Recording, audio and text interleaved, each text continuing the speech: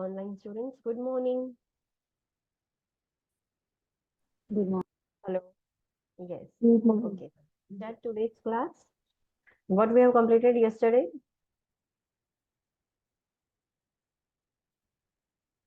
हमने कल क्या कंप्लीट किया था? Bladder cancer. Bladder cancer. Okay, bladder cancer में क्या देखा था हमने?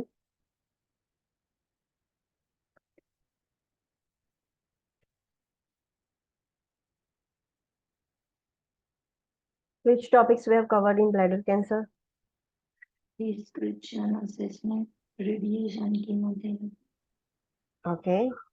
And surgical intervention, different types of surgical interventions and surgery के जब भी सर्जरी हो तब क्या टॉपिक आता है? Pre operative and post operative care हमने देखा था. Okay. So let's do a quick revision. Bladder cancer मतलब cancer of the bladder. Bladder में जो भी tumour abnormal growth of cell होगा तो इसको हम ब्लैडर कैंसर कहेंगे. जो भी पर्सन को ब्लैडर कैंसर होगा उसके साइन एंड सिम्टम्स क्या होंगे?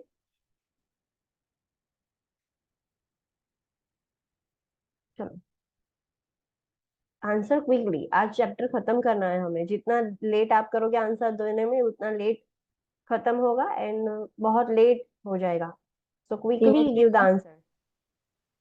हिमेचूरिया होगा. यस, ग्रॉस भी हो सकता है, माइक्रोस्कोपिक भी होगा, पेनलेस हिमेचूरिया होगा. This is so common sign. Then urine emergency frequency dysuria, yes, urgency frequency dysuria. Then obstruction, obstruction होगा. And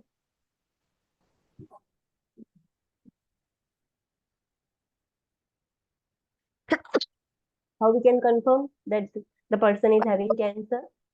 biopsy, positive biopsy test. Yes, biopsy लेके कंफर्म कर सकते हैं. ब्लैडर वॉश देकर जो स्पेसिमेन निकल रहा है वो भी हम लेकर कंफर्म कर सकते हैं, उसकी भी बायोप्सी करके. ओके. फिर हमने देखी उसकी ट्रीटमेंट. सो नॉन सर्जिकल में रेडिएशन एंड कीमो देखा. रेडिएशन कैसे दे सकते हैं हम?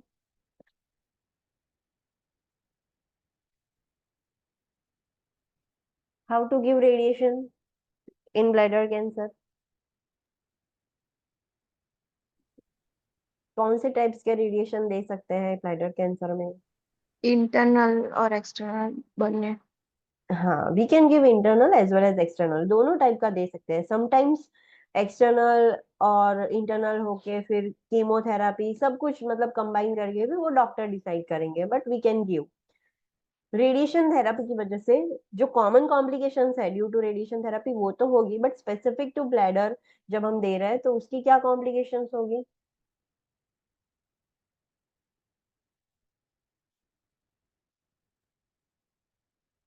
What abacterial are the. Yes, a bacterial cystitis मतलब. infection થઈ શકે પેટર્ન માં. यस. हाँ, inflammation and infection of bladder but without bacteria. Next. ileitis colitis, Okay, ileitis colitis means. colon ganglion માં inflammation, Yes. And proctitis, means. rectum માં infection and inflammation, Yes, infection or inflammation of rectum. bladder Fistula hemorrhage, formation, Okay, fistula formation मतलब. abnormal connection, Abnormal connection between two organs. So fistula formation हो सकता है, bladder ulceration and उसमें से भी hemorrhage हो सकता है. Okay. नेक्स्ट हमने देखा कीमोथेरापी. कीमो कैसे दे सकते हैं? directly bladder માં થઈ શકે. यस, उसको क्या बोलेंगे? intravesical installation, intravesical installation of chemotherapeutic agents या इंट्रावेसिकल कीमोथेरापी ऐसा भी बोल सकते हैं. कुछ भी लिखा हुआ होगा बट आपको नाम पढ़ के पता चलना चाहिए कि what they are talking about. Okay. उसके बारे में मुझे बताओ. अगर ये है क्वेश्चन के अंदर तो आपको क्या सोचना है, क्या होगा इसमें?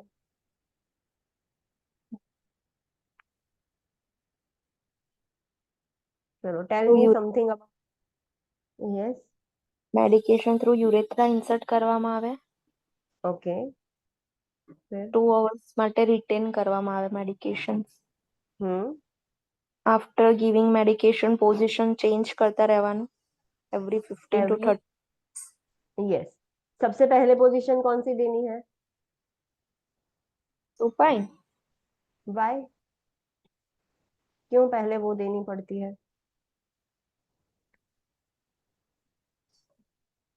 Why we have to start with the supine position first? Last में क्यों नहीं दे सकते?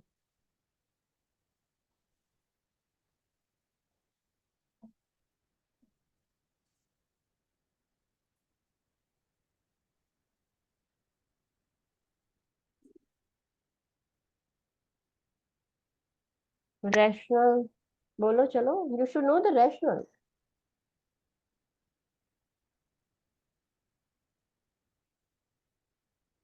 It is written in that point only.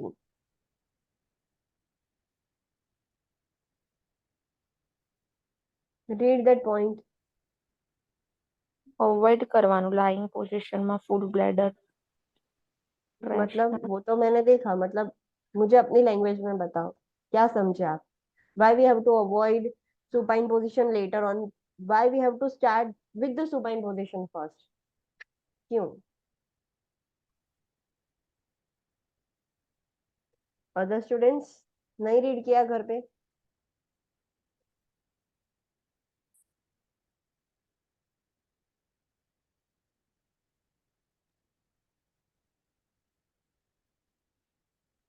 Just imagine you are having a full bladder and आपको कोई बोले कि सो जाओ, सुपाइन पोजीशन में रहो, तो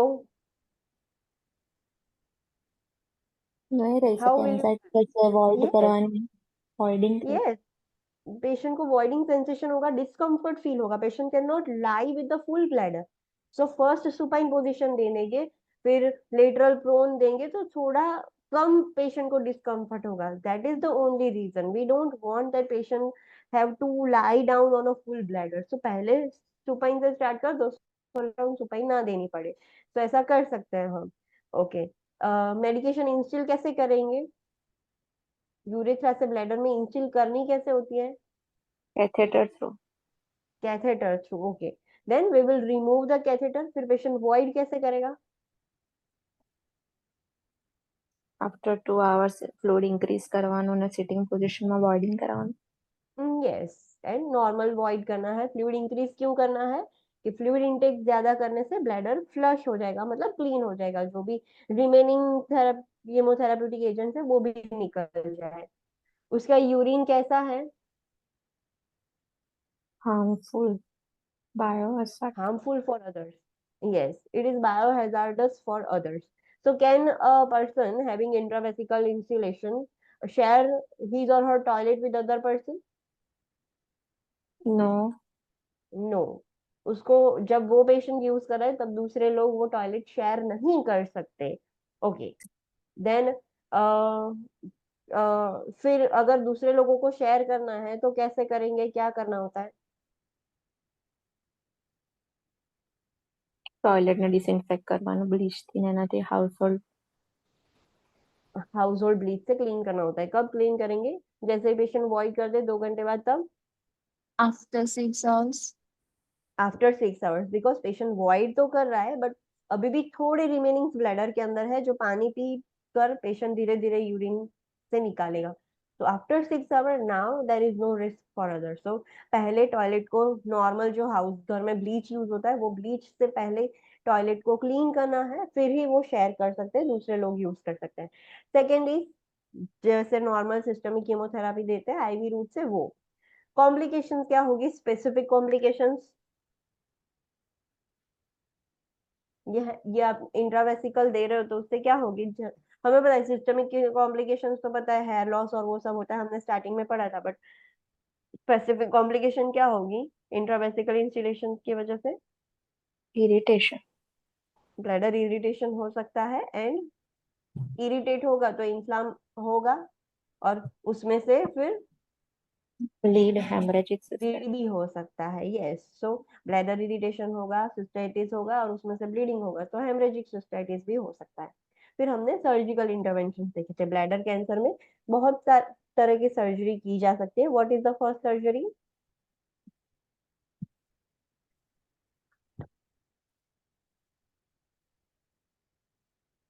ट्रांसयूरेथ्रल रिसेक्शन ब्लैडर मतलब થ્રુ યુરેથ્રા આપણે બ્લેડરના ટ્યુમર્સને રિમૂવ કરીએ છીએ. Yes. Next is partial cystectomy, मतलब પાર્શિયલી બ્લેડર રિમૂવ કરીએ.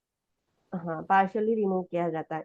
सो इनिशियली ब्लैडर की कैपेसिटी कितनी कम हो जाएगी? कितनी हो जाती है ब्लैडर कैपेसिटी सर्जरी के बाद, पोस्ट ऑपरेटिव पीरियड में, स्टार्टिंग में? 60 ml. हाँ. एंड धीरे धीरे फिर जैसे जैसे ब्लैडर हील हो जाएगा, initially we can not take a risk कि ब्लैडर फुल हो एंड एक्सपांड होके सूचर्स ब्रेक हो जाए. सो हम कैथेटर इंसर्ट करके ही रखेंगे कि ब्लैडर डिस्टेंशन हो ही नहीं, जैसे ही यूरिन आए ब्लैडर में वो कैथेटर से निकल जाए. बट अब एक बार हील हो जाएगा तब उसकी कैपेसिटी कितनी हो सकती है? हील होने के बाद कितना होल्ड कर सकता है urine? 200 to 400 ml. 200 to 400 ml. Yes. Okay. Then next surgery हमने देखी थी सिस्टेक्टोमी, मतलब removal of bladder. And cystectomy करेंगे मतलब अभी तो यूरिन ब्लैडर से नहीं निकल पाएगा, so we have to do Diversion. Diversion. Yes, urinary diversion create करने होंगे एंड उसमें बहुत सारे लाइक ऑप्शंस है सिस्टेक्टोमी एंड यूरिनरी डाइवर्जन में. तो हमने फर्स्ट देखा था ileal conduit. Tell me about this. उसमें होता क्या है?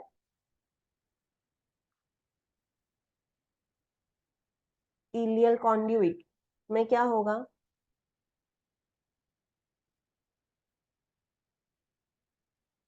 इलियल है तो it is related to ileum. And conduit मतलब हम एक रास्ता क्रिएट कर रहे हैं.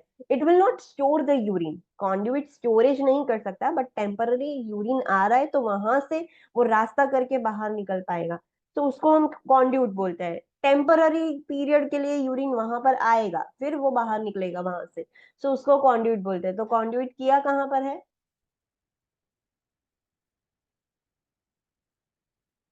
क्या होता है? Explain me about this procedure. I don't understand what is this ileal conduit.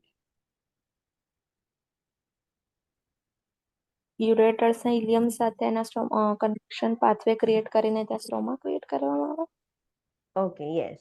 तो जो यूरेटर्स है उसको डायरेक्टली कनेक्ट करेंगे, एनास्टोमोस करेंगे विद द इलियम, और वो इलियम का opening directly on to the abdomen हम ओपन कर देंगे, स्टोमा क्रिएट कर देंगे. सो यूरिन पेरिस्टालसिस मूवमेंट से वो इलियल स्टोमा से बाहर निकल जाएगा बॉडी में से, और पेशेंट को पाउच पहनना पड़ेगा जो यूरिन कलेक्ट करेगा.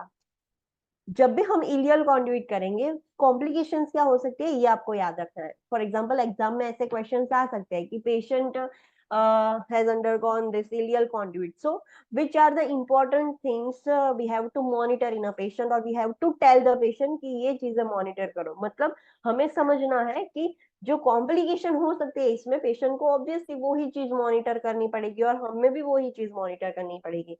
तो ऐसे इनडायरेक्ट क्वेश्चंस आ सकते हैं. So which are the complications of ileal conduit? क्या हो सकता है? चलो. લીકેજ થાય એનાસ્ટોમોસિસ સાઇટ. ओके, लीकेज हो सकता है. फिर બટ મેમ આમાં લીકેજ થાય તો પછી પેરિટોનાઇટિસ ના થઈ શકે. ऑब्वियसली हो सकता है पेरिटोनाइटिस भी. देन और क्या चीज हो सकती है? ઇરિટેશન થઈ શકે. અલ્સરેશન. Ulceration, irritation. किसका होगा अल्सरेशन इरिटेशन? इलियम का, સ્કિન. स्किन का? वो स्किन के कांटेक्ट में आ रहा है. अगर आपको कभी कॉम्प्लिकेशंस के बारे में ऐसा, there are so many conditions, बहुत सारी कंडीशंस की बहुत सारी कॉम्प्लिकेशंस होंगी. सो सिंपली हमें ये सोचना है कि ये हमने किया है, अगर ऐसा कुछ हो गया, नेगेटिव सोचना है कि ऐसा कुछ हो गया तो ये हो सकता है. जैसे स्टोमा है, हमने एक रास्ता, वो होल ही है, तो बैक्टीरिया इजीली अंदर जा सकते हैं, सो इन्फेक्शन हो सकता है, इलियाइटिस हो सकता है, इलियम से ही बैक्टीरिया अंदर जाएंगे, सो इलियाइटिस हो सकता है, फिर वो यूरेटर से जाके किडनी में चले जाएंगे तो पाइलोनेफ्राइटिस हो सकता है। अगर स्टोमा धीरे धीरे वो स्कार फॉर्मेशन होके ब्लॉक हो गया, so there will be stenosis, stenosis stricture formation, उसकी वजह से यूरिनरी ऑब्स्ट्रक्शन होगा, यूरिनरी ऑब्स्ट्रक्शन होगा तो स्टोन फॉर्मेशन होगा, अगेन ऑब्स्ट्रक्शन है, यूरिन आगे नहीं जा पा रहा है। सो आपने जो पेशेंट को किडनी स्टोन्स होते हैं उसमें देखा है कि उसका ब्लैडर फूल जाता है, हाइड्रोनेफ्रोसिस हो जाता है ड्यू टू स्टोन, तो इसमें भी सेम, यूरिन आगे नहीं जा पा रहा है तो हाइड्रोनेफ्रोसिस होगा, उसकी वजह से भी इन्फेक्शन हो सकता है। सो ये सारी चीजें हो सकती है। अगर ऐसा कुछ हो गया, फिर एनास्टोमोसिस लीक कर गया, तो उसकी वजह से लीकेज तो एक कॉम्प्लिकेशन है, लीकेज की वजह से अगेन पेरिटोनाइटिस हो सकता है, और पेरिटोनाइटिस के बाद वो और बढ़ता गया तो सेप्सिस, सेप्टिक से मतलब सेप्सिस होगा, सेप्टिक शॉक में चला गया, पेशेंट डेथ भी हो सकती है, मतलब ये सारे कॉम्प्लिकेशन हो सकते हैं। वो यूरिन स्किन के कांटेक्ट में आ रहा है बार बार तो skin irritation, ulceration, skin inflammation हो सकता है, स्किन कंडीशन हो सकती है। So you have to think like this. तो आपको इजीली जब भी ऑप्शंस में है तो ऑप्शंस में complications for example list out किए हैं, you have to think whether this is possible और नॉट। अगर इसमें ऐसा बोले कि पेशेंट को फॉर एग्जांपल रेक्टम का इन्फेक्शन हो गया है, so is it any way possible rectum का इन्फेक्शन हो सके ऐसा? प्रोक्टाइटिस इसमें है ऑप्शन में, तो हो सकता है ऐसा, यस और नो? आपको एग्जाम में कॉम्प्लिकेशंस रिलेटेड क्वेश्चन पूछा है और एक ऑप्शन है proctitis, so is it possible that patient might get proctitis due to ileal conduit as a complication?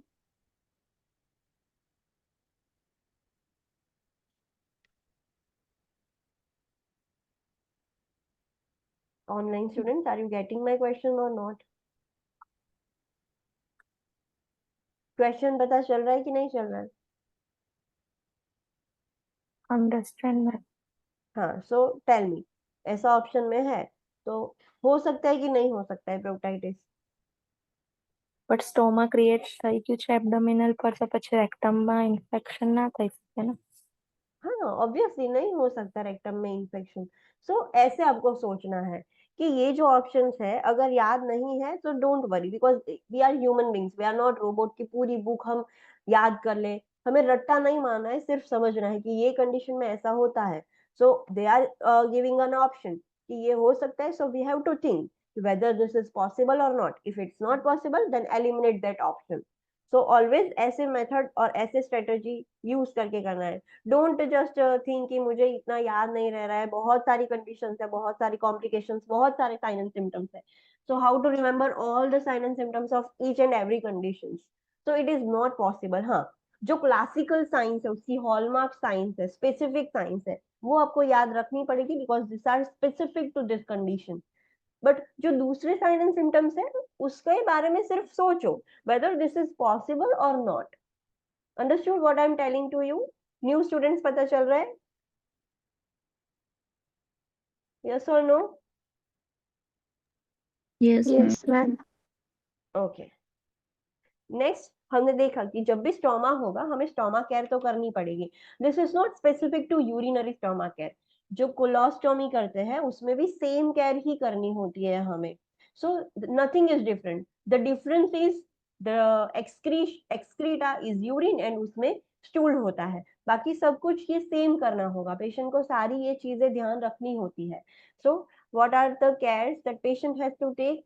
चलो, क्या केयर करनी होती है पहले से हम स्टार्ट करें। चलो, जनरली पेशेंट को हमने देख बोल दिया कि ये स्टोमा है, अभी टेल मी कि पेशेंट कितने दिन तक वो स्टोमा बैग रख सकता है? 5 to 7 days।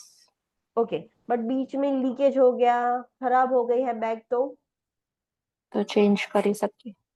हाँ तो चेंज कर सकता है, but not more than 7 days. 7 days के ज्यादा पेशेंट को बोलना है कि बैग मत रखो। 5 to 7 days is the maximum period.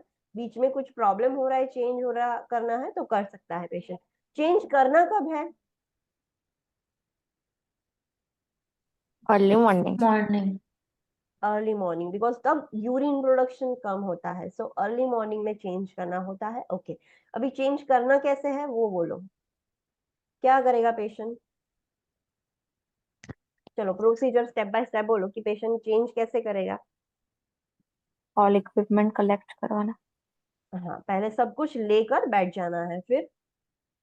Pouch remove કરવાનું, કલેક્શન બેગ ओके, फिर? વેટ કરી દેવાનું પ્રેસિંગ ને। हाँ, सो पानी से या तो कोई भी सॉल्वेंट डॉक्टर ने दिया है वो यूज करके, वो जो अडेसिव है जो चिपकाया हुआ था उसको गीला करना है। डायरेक्टली पेशेंट ऐसे खींच कर नहीं निकाल पाएगा, सो पहले उसको गीला कर देना है कि वो थोड़ा गम उसका लूज हो जाए और फिर इजीली निकाल सके। फिर जब ये हो रहा होता है, बिकॉज वो अभी स्टोमा तो ओपन है, सो देर माइट बी पॉसिबिलिटी कि ड्रिबल हो सके यूरिन। सो पेशेंट क्या करेगा? स्किन के कांटेक्ट में ना आए यूरिन, उसके लिए वो खुला है, तो पेशेंट क्या करेगा तब तक? રોલ્ડ ગોઝ પીસ મૂકી શકીએ ત્યાં। हाँ, सो रोल्ड करके एक गॉस पीस वहां पर होल्ड करके रखना है, कि जिससे अगर बूंद या कुछ भी धीरे धीरे लाइक निकल रहा है, यूरिन ड्रिबल हो रहा है, तो वो गॉस पैड में एब्जॉर्ब हो जाए। देन वो पील ऑफ कर देना है जो एडेसिव है। अभी थोड़ी देर में वो गीला होके इजीली निकल जाएगा, फिर उसको निकाल देना है। निकालने के बाद क्या करना है? સરાઉન્ડિંગ સ્કિન ને ક્લીન કરવાનું સ્ટોમા। यस, सराउंडिंग क्लीन, सब जगह पर क्लीन करना है। क्लीन किससे कर सकता है पेशेंट? ओनली वाटर और एल्स?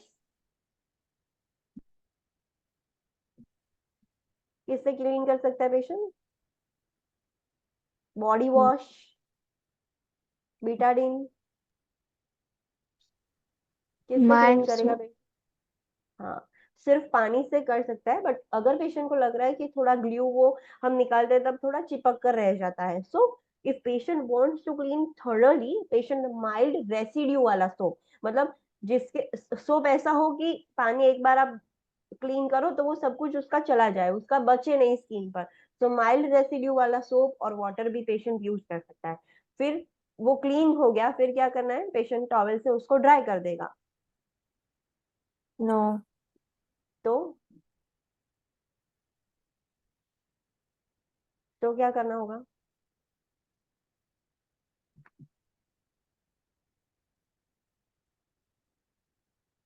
तो व्हाट हैज અસેસમેન્ટ व्हाट? સ્કિનનું ओके, અને સ્ટોમાનું। असेसमेंट करना है, बट ड्राई कैसे करना है? તો પેટિંગ કરીને ને થોરોલી। No, no. ऐसे तोड़ देना है, खुद से ही होने देना है ड्राई। हाँ, एयर ड्राई होने देना है। The patient does not has to wipe और पैड ड्राई, कुछ नहीं करना है, उसको एयर ड्राई होने देना है। हमने अभी ओपन किया है, सो एडवाइज द पेशेंट कि at least let the skin come into the contact with the air, वरना वो क्लोज की क्लोज ही रहती है, सो एयर ड्राई होने देना है। तब तक पेशेंट इंस्पेक्ट कर देगा स्किन, स्किन में कुछ एक्सकोरिएशन, कुछ इरिटेशन, इन्फ्लामेशन, कुछ भी साइन है कि नहीं। तो पूरी स्किन प्रॉपरली इंस्पेक्ट कर देनी है। अभी ये सब कर रहा है पेशेंट, तो उसको ध्यान भी रखना है कि अंदर से यूरिन निकले नहीं, स्किन के कांटेक्ट में आए नहीं। तो गॉस पैड अप्लाई करके रखना है उसको, तो रख सकता है कि स्किन के कांटेक्ट में ना आए यूरिन। सो अभी उसने देख लिया, इंस्पेक्ट कर दिया, तब तक स्किन भी एकदम सूख गई। फिर क्या करना होगा?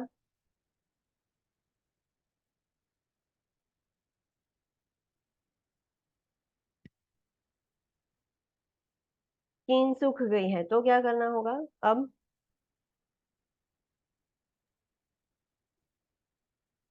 પાઉચ અપ્લાય કરવાનું। कैसे अप्लाई करना होता है? જેટલી સ્ટોમાની સાઈઝ હોય એના કરતા લાર્જર કટ ઓફ કરીને 3 mm પછી આપણે સ્ટિક કરીએ છીએ। ओके, सो वो जो एडेसिव आता है वो स्क्वायर आता है, तो पेशेंट को कट करना होगा, उसके बीच में गोल सर्कल कट करना होगा। कितना कट करना है? कि जितना स्टोमा है उससे थोड़ा बड़ा, बट इतना ज्यादा भी बड़ा नहीं, मैक्सिमम 3 मिलीमीटर जितना बड़ा होना चाहिए, उतना गोल सर्कल कट करके वो जो एडेसिव है उसको स्किन पर चिपकाना है कि अप्लायंस पर चिपकाना है?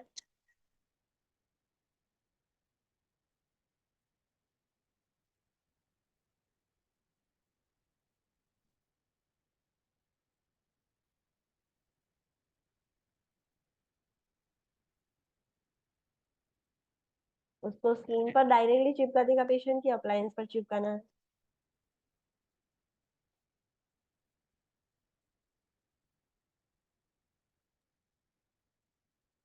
अप्लायंस पर अप्लायंस पर, यस।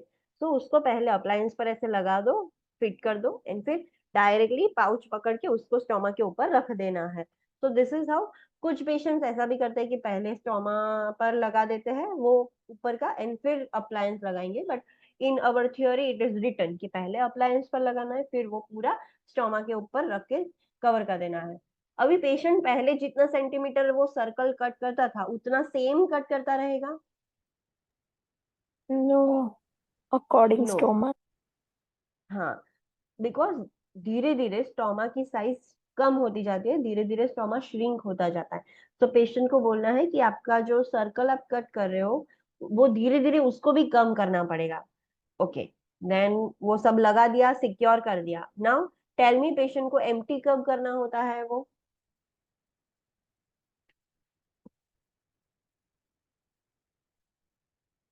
फुल हो जाए तब? 1/3। 1/3 फुल हो जाए तब उसको एम्प्टी कर देना। उससे ज्यादा भरने देगा पेशेंट तो फिर वो वजन से निकल सकता है। अगर पेशेंट को पसीना बहुत हो रहा है, कुछ ऐसी जगह पर गया है, ह्यूमिड टेम्परेचर, हॉट टेम्परेचर में गया है, या कुछ काम किया है, पसीना ज्यादा है, तो पेशेंट को चेक करना होगा कि is it okay, leakage like ऐसा तो नहीं हो रहा है कि पसीने की वजह से वो निकल रहा है, ऐसा कुछ नहीं हो रहा है, वो ध्यान रखना है। नाइट टाइम में पेशेंट को अगर बार बार खड़ा नहीं होना है, बेड से उठकर नहीं जाना है, so patient can use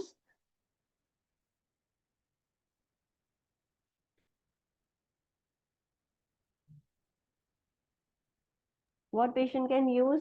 bag ने बेड साइड बैग्स यूज કરી શકે. हाँ, यस, लेग बैग और bed side bag patient use कर सकता है। तो वो जो स्टोमा का जो पाउच है उसमें एम्प्टी कर देगा पूरी रात, अगर यूज करने की जरूरत पड़ रही है, फिर मॉर्निंग में उठ के वो ठीक कर देगा। अभी लाइक एवरी मॉर्निंग पेशेंट को क्या करना होगा? वो बैग को खाली कर रहा है पेशेंट, तो क्या करना है? पूरे दिन, एक दिन पूरा उसने अटैच करके रखा, चेंज तो हम 5 से 7 दिन बाद करेंगे, but every clean morning patient को क्लीन क्लीन कर. करना है बैग। हाँ। सो अगर बहुत ज्यादा स्मेल आ रही है, so what patient can do? अगर नहीं आ रही है स्मेल तो सिंपली पेशेंट वाटर से, like soap and lukewarm water से पेशेंट नॉर्मली क्लीन कर देगा। बट कलेक्टेबल स्मेल ज्यादा है तो पेशेंट को क्या करना होगा? ડિઓડ્રન્ટ ટેબ્લેટ્સ આવે છે બેગમાં મૂકી શકે. ओके, वो कर सकता है। और चीज patient can do another thing? Soap and વોટરથી ક્લીન કરી શકે. Another thing?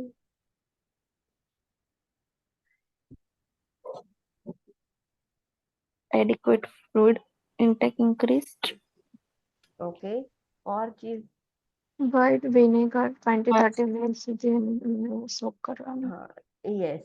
तो नॉर्मल पानी पिएगा पेशेंट ज्यादा, सोप एंड वाटर से वॉश कर देगा, तो स्मेल थोड़ी रिड्यूस हो जाएगी। बट स्मेल ज्यादा है तो we can advise the patient कि वो जो पाउच है मॉर्निंग में, वो पाउच को लाइक डाइल्यूटेड, थोड़ा वाइट विनेगर डाइल्यूट किया हुआ, कॉन्सेंट्रेटेड नहीं, थोड़ा उसमें पानी ऐड करके वो बैग को वो सॉल्यूशन के अंदर 20 से 30 मिनट तक डीप करके रखो, सोक करके रखो, फिर अप्लाई करो, एंड उसके अंदर डिओड्रेंट टैबलेट भी आप डाल दोगे तो स्मेल नहीं आएगी। Okay, one thing that patient has to avoid, जो इंग्लिश कंट्रीज में लोग यूज करते हैं as a alternative for glue, karaya. Karaya products, yes. क्यों नहीं यूज कर सकता पेशेंट? The rationale behind that is,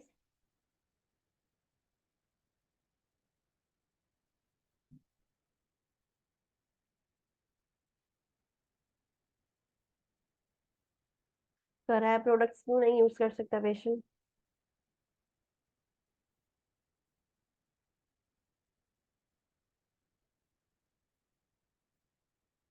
Because it is not good for skin, it smells bad.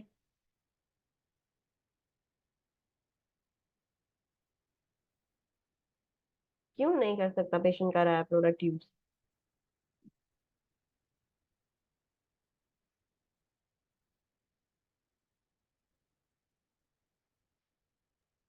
Powder बोलो। ફોર્મ છે તો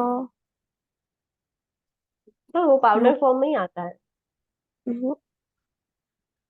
सॉरी, वो पाउडर जैसा ही आता है जो पेशेंट अप्लाई करते हैं, स्टोमा के आसपास, एंड फिर वो एडेसिव चिपकाएंगे एंड फिर वो पाउच चिपकाएंगे. So it it work like a glue. Karaya product. Because urine erodes karaya. हाँ, अगर वो कराया के कांटेक्ट में यूरिन आ गया तो यूरिन की वजह से जो कराया पाउडर की जो भी अप्लाई किया है उसका इरोजन हो सकता है, एंड फिर स्किन प्रॉब्लम, स्किन इरिटेशन हो सकता है उसकी वजह से. That is why we have to advise the patient, जो भी आप यूज कर रहे हो वो कराया फ्री होना चाहिए, उसमें कराया ऐड नहीं होना चाहिए. So we have to advise the patient to use a non karaya product. Okay. Then नहाते वक्त पेशेंट को क्या ध्यान रखना है?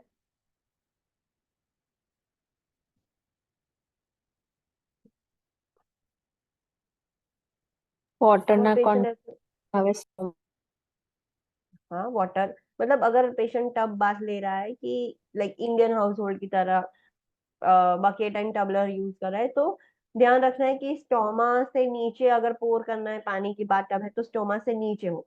अगर पेशेंट शावर ले रहा है तो कैसे लेना होगा शावर?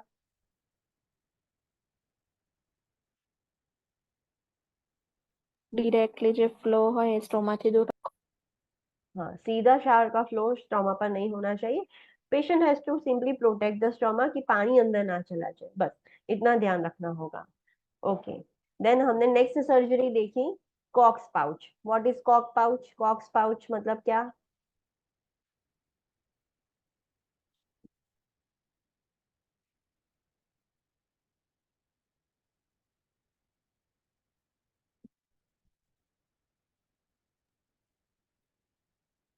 સ્ટોર કરવામાં આવે યુરિન પાઉચ ક્રિએટ કરીને રિઝર્વિયર हाँ, so it works as a reservoir, like bladder के जैसे काम करेगा. डॉक्टर्स सर्जिकली एक पाउच क्रिएट करेंगे जिसका नाम दिया है कॉक पाउच. ओके. सो इसमें पाउच बनाएंगे कैसे डॉक्टर्स?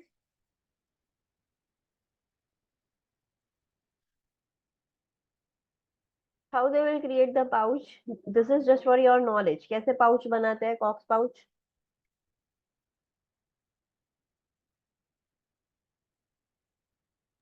ब्लैडर का यूज करके. हाँ, ओके. ઇલિયમ ને इलियम, અસેન્ડિંગ કોલન ને કનેક્ટ કરીને थोड़ा ત્યાં पोर्शन ऑफ, यस, थोड़ा portion of ileum and ascending colon को कंबाइन करके डॉक्टर सर्जिकली पाउच क्रिएट करते हैं. फिर उसका एक स्टोमा क्रिएट किया जाता है एब्डोमेन पर, एंड फिर वहां पर एक पाउच लगा देना होता है कि जहां से यूरिन कलेक्ट होता रहेगा.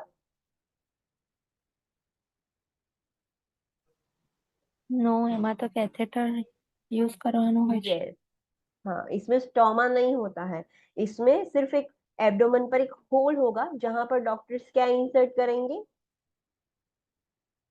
वो होल के ऊपर क्या इंसर्ट किया जाता है अंदर की साइड? वरना वो होल में से यूरिन निकल नहीं जाएगा. વાલ્વ वाल्व होता है, वन वे वाल्व जैसा होता है जिसको हम स्पेशल निपल वाल्व भी बोलते हैं. वन वे वाल्व होता है कि बाहर से ही कुछ अंदर जा सके, अंदर से डायरेक्टली कुछ बाहर नहीं आ सकता. सो ये कंडीशन में कॉक्स पाउच अगर क्रिएट किया है तो पेशेंट को खुद से सेल्फ कैथेटराइज करना होगा, कैथेटर इंसर्ट करके यूरिन निकालना होता है. आइडियली कितने टाइम में करना होता है पेशेंट को सेल्फ कैथेटराइजेशन? नॉट इनिशियली, बहुत टाइम हो गया है तब कितने टाइम पर करना होगा कैथेटराइज पेशेंट को? એવરી 4 to 6 हाँ, एवरी 4 to 6 आवर्स पेशेंट को सेल्फ कैथेटराइज करना होता है, अंदर कैथेटर डाल के यूरिन को खाली करना होता है. Patient can also do the irrigation because वहां पर म्यूकस सिक्रेशन हो सकता है एंड ऑब्स्ट्रक्शन हो सकता है क्लॉट की वजह से, तो पेशेंट को इरिगेशन भी करना होता है. So tell me how the patient will do the irrigation? Irrigation कैसे करेगा patient? Clean technique use okay, clean technique use करनी होती है. एंड सीरिंज से डायरेक्ट अंदर डाल देगा पानी? નો કેથેટર થ્રુ સિરિંજ કેથેટરમાં સિરિંજ ઇન્સર્ટ કરીને 60 ml થી ઇરિગેશન કરવાનું NSC ओके. पानी अंदर इंस्टिल करना है, फिर पानी एस्पिरेट नहीं करना है पेशेंट को, तो the patient does not want to aspirate the water, then કેથેટરને આપણે એમ જ Aspirate તો રાખી કરવાનું. શકીએ ને એના ગ્રેવિટી ઓફ हाँ, ફ્લોમાં નીકળી yes.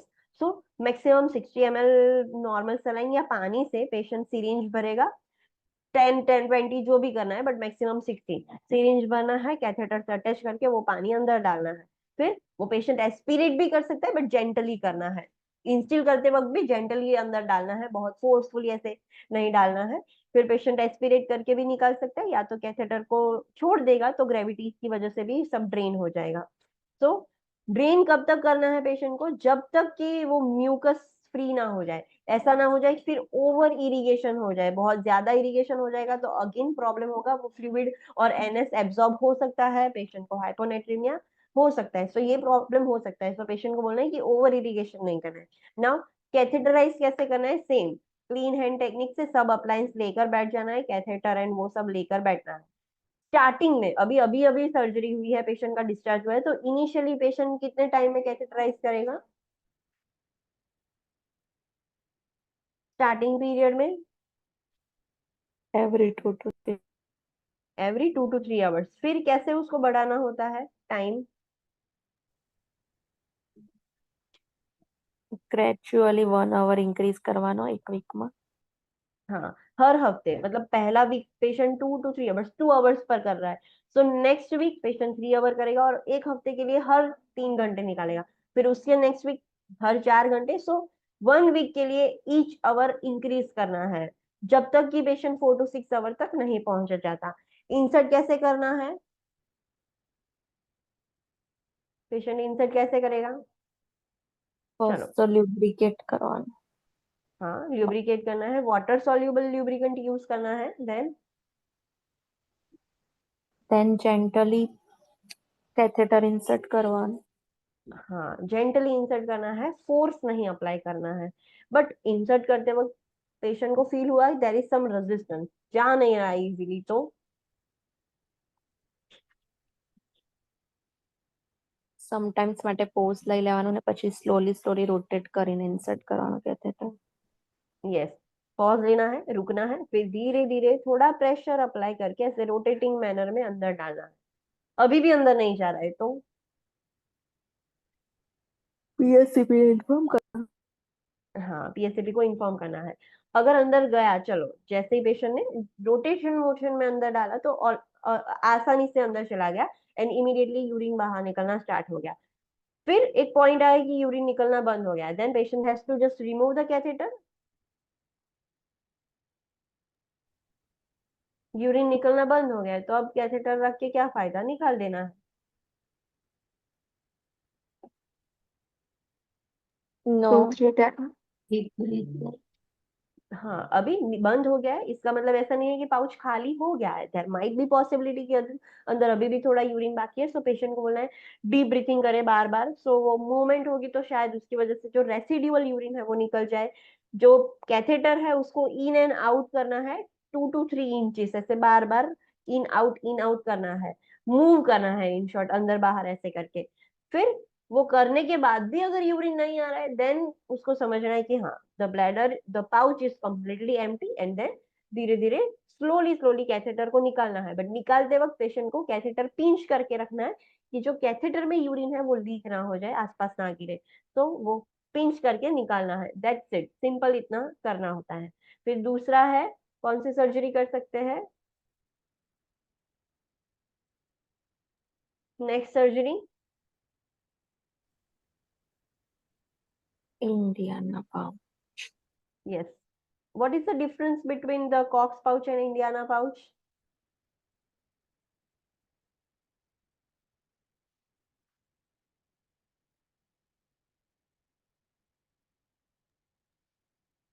It's larger. It's larger than Kock's pouch. ऐसे बहुत सारे पाउच है, मेंस फ्लोरिडा पाउच सिस्टम भी है जो हमारे काम की नहीं है, बट ऐसी हो सकती है। फिर next surgery doctors can do, that is creation of a new bladder. मतलब न्यू ब्लैडर उसमें क्या होता है, हाँ कैसे क्या होता है उसमें, how does it work,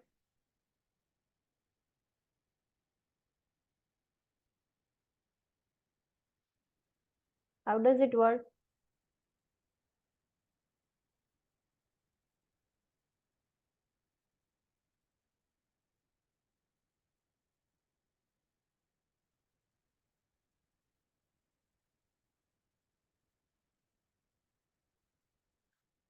how does it work?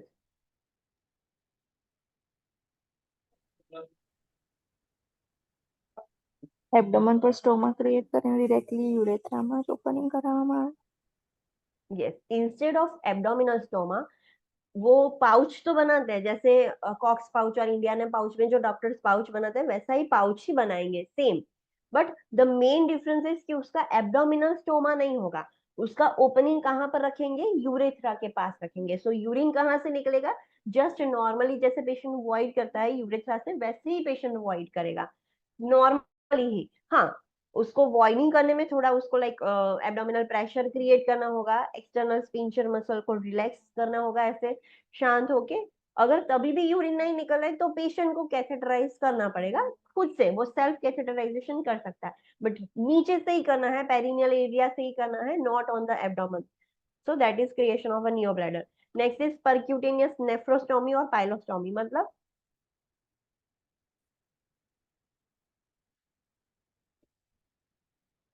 What is that?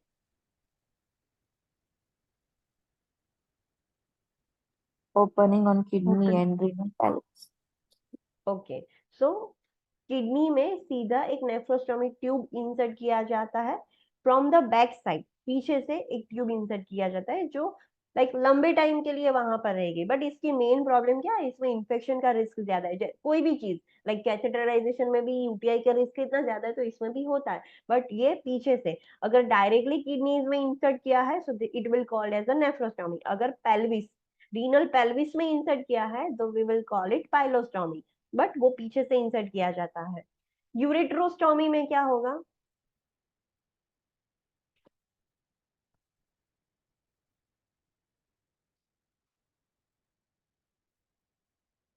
What happens in ureterostomy? Ureters are opening. Directly ureters को ही एब्डोमिनल कैविटी मतलब एब्डोमेन पर ओपनिंग क्रिएट किया जाता है. Is it any way possible the risk of peritonitis in ureterostomy as a complication?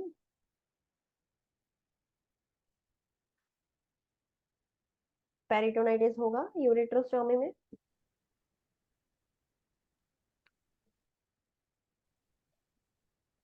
yes or no? Tell me.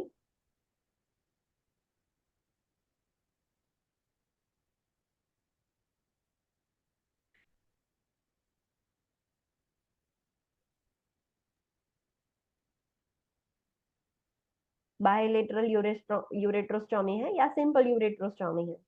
तो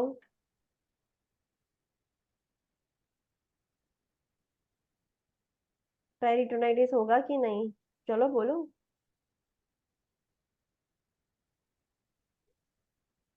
એબ્ડોમન પર સ્ટોમા creation છે તો પેરિટોનાઇટિસ ના થઈ શકે. यस, नहीं होगा. हमने कुछ एनास्टोमोसिस तो किया ही नहीं है अंदर, सो लीकेज का रिस्क भी नहीं है, सीधा एब्डोमेन पर ही है. If doctor has perform ureterostomy then there is a risk of peritonitis और नॉट?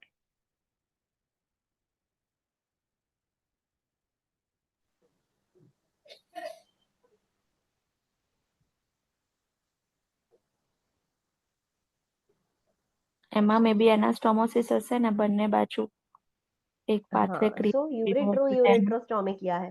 यस, एक यूरेटर को दूसरे यूरेटर के साथ अटैच किया है, सो देयर आर पॉसिबिलिटीज कि वो लीक हो सके है. Is there any chance of pyelonephritis in यूरेट्रोस्टोमी?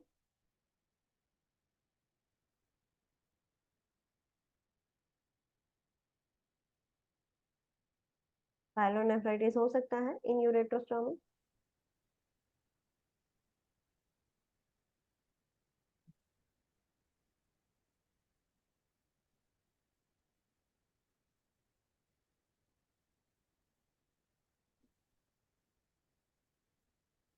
दूसरे स्टूडेंट्स प्रवचन अटेंड करने आए हो आप?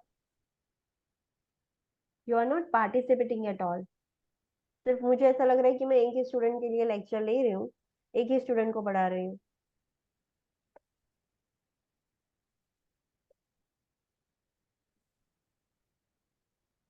Is there any risk of pyelonephritis in ureterostomy? Simple question है, नो ट्रिक्स. ઓબ્સ્ટ્રક્શન થાય તો થઈ શકે પાયલોનેફ્રાઇટિસ યુરિનરી પાઇપ ફ્લો થાય તો ऑब्वियसली ऑब्स्ट्रक्शन हो सकता है और फिर डायरेक्ट स्टोमा है, तो बैक्टीरियल इन्वेजन भी हो सकता है, so there is a risk of ureter pyelonephritis in ureterostomy, so think like this. Vesicostomy में क्या होगा? Bladder what happens in, yes, we are creating an stoma directly with the bladder, so bladder को ही abdomen के ऊपर ऐसे sutures करके open किया जाता है, so we are creating a stoma. Okay, फिर हमने प्री ऑपरेटिव इंटरवेंशन देखे थे सब, like general pre operative education देंगे पेशेंट को, अप्लायंस कैसे यूज करना है, स्टोमा केयर कैसे करनी है, दूसरे लोगों के, दूसरे जो ऐसे पर्सन है उसके साथ विजिट करवाएंगे, एंटीबायोटिक प्री मेडिकेशन देंगे, वाइटल्स चेक कर देंगे, कंसल्ट ली गई है कि नहीं वो करेंगे, पेशेंट को कुछ भी कंसर्न्स है, जो भी उसके फ्यूचर कंसर्न्स है उसके रिलेटेड डिस्कशन करेंगे, so this is a common pre operative intervention. Post operative intervention में what is the really important point?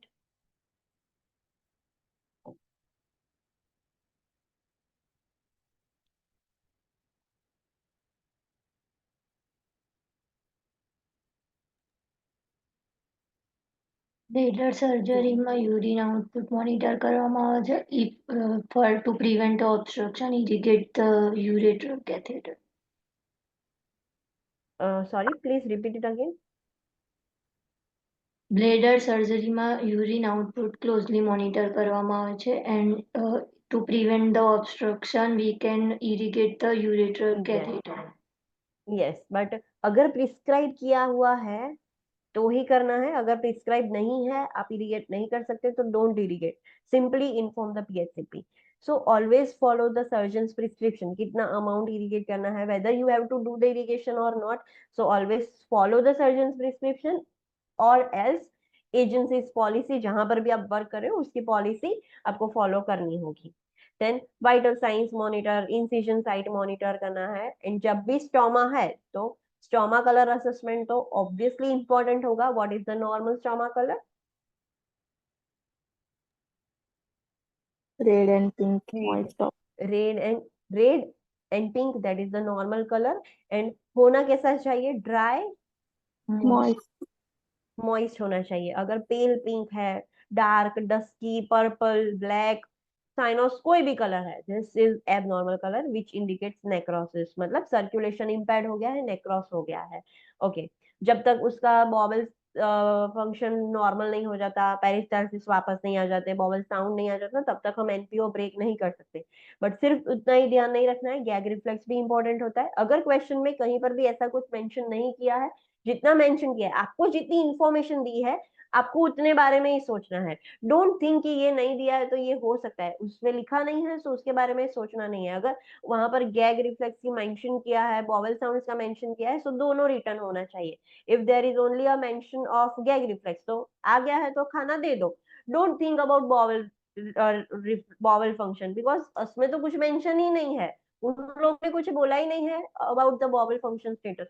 Gag function, gag reflex की बात हो रही है, वो आ गया है, so simply start the food. So question के अकॉर्डिंग ध्यान रखना है क्वेश्चन में क्या इंफॉर्मेशन दी है, but ideally gag reflex bowel reflex bowel function return हो जाता है, फिर ही हम एनपीओ ब्रेक करते हैं। एनपीओ ब्रेक करने के बाद पहले सिप्स ऑफ वाटर देंगे, फिर क्लियर वाटर के सिप्स देंगे, फिर क्लियर लिक्विड, फुल लिक्विड, दिन सेमी सॉलिड, जितना पेशेंट टॉलरेट कर सकता है, ऐसे छोटी छोटी मील्स देनी होती है। यूरिन फ्लो हमें खास चेक करना होता है, एटलीस्ट कितना होना चाहिए यूरिन फ्लो, यूरिन आउटपुट कितना होना चाहिए? एटलीस्ट 30 ml, 30 ml से कम नहीं होना चाहिए इन 1 आवर। 30 ml पर आवर यूरिन आउटपुट होना ही चाहिए।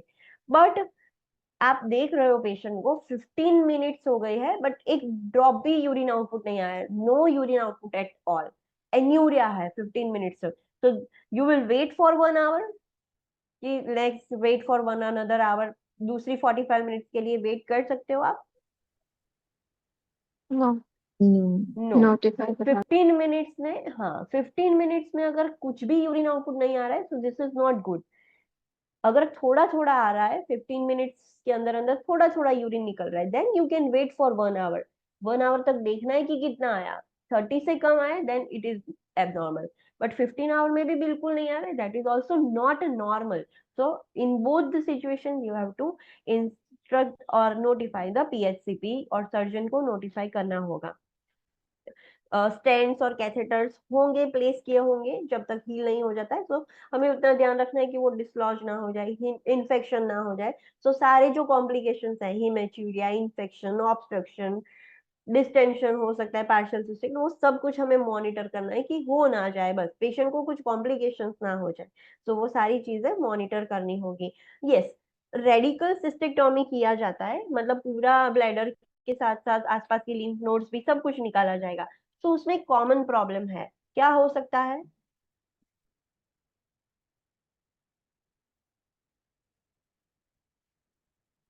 Just like mastectomy, radical mastectomy में क्या होता था? लिम्फेडिमा। हाँ, सो इसमें भी लिम्फेडिमा हो सकता है लोअर एक्सट्रीमिटीज में, बिकॉज हमने आसपास के लिम्फ नोड्स निकाल दिए हैं। फिर यूरिन की पीएच चेक करना बहुत इंपॉर्टेंट है। व्हाई?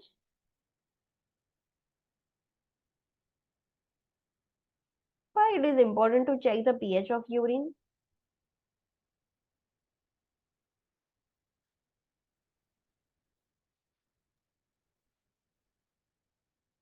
स्किन इरिटेशन થઈ શકે। स्किन इरिटेशन हो सकता है, क्रिस्टल फॉर्मेशन हो सकता है। अगर यूरिन अल्कलाइन या एसिडिक हुआ तो चेक कैसे करोगे? We will dip the litmus paper into the stoma. No No. तो યુરિનના ડ્રોપને ડિપસ્ટિક પર લાવો। हाँ, सो यूरिन आउटपुट जहां पर है वहां पर चेक करना है। डायरेक्टली आप जो डिपस्टिक है सीधा स्टोमा के ऊपर नहीं रख सकते। ओके, देन यूटीआई के बारे में पेशेंट को बोलना है कि आपको रिस्क है, हो सकता है यूटीआई, कैलकुलाई फॉर्मेशन हो सकता है, स्किन इरिटेशन के लिए मॉनिटर करना है, लीकेज वो सब के लिए मॉनिटर करना है, रिपोर्ट करना है कि हो रहा है। तो देन बॉडी इमेज के कंसर्न्स के बारे में आपको पेशेंट को बोलना है कि कुछ है, so you can tell me, you can express that things. यहाँ तक किसी को कोई डाउट है? No. Okay, so let's take a short break of 10 minutes, फिर हम न्यू टॉपिक स्टार्ट करेंगे, that is the oncological emergency.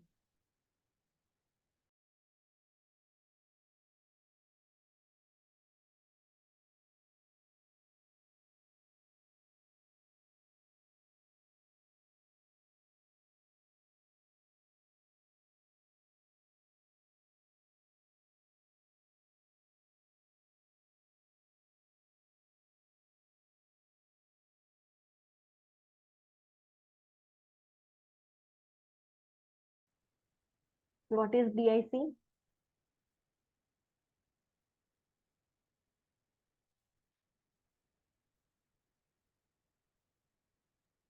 Bleeding બી થાય ને ક્લોટિંગ બી થાય।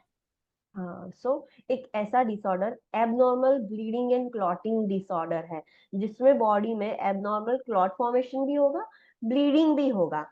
जो जिसको नहीं पता है, मैं आपको ब्रीफली बता देती हूँ, हम डिटेल में स्टडी करेंगे DIC later on. But DIC क्या है कि बॉडी में due to sepsis, due to injury, due to pregnancy, due to any reason, trauma की वजह से कुछ प्रॉब्लम हुआ है एंड बॉडी में एबनॉर्मल क्लॉट फॉर्मेशन हो गया है। अभी क्लॉटिंग का काम है किसका? क्लॉटिंग करवाता कौन है हमारी बॉडी में? Who is responsible for formation of clotting?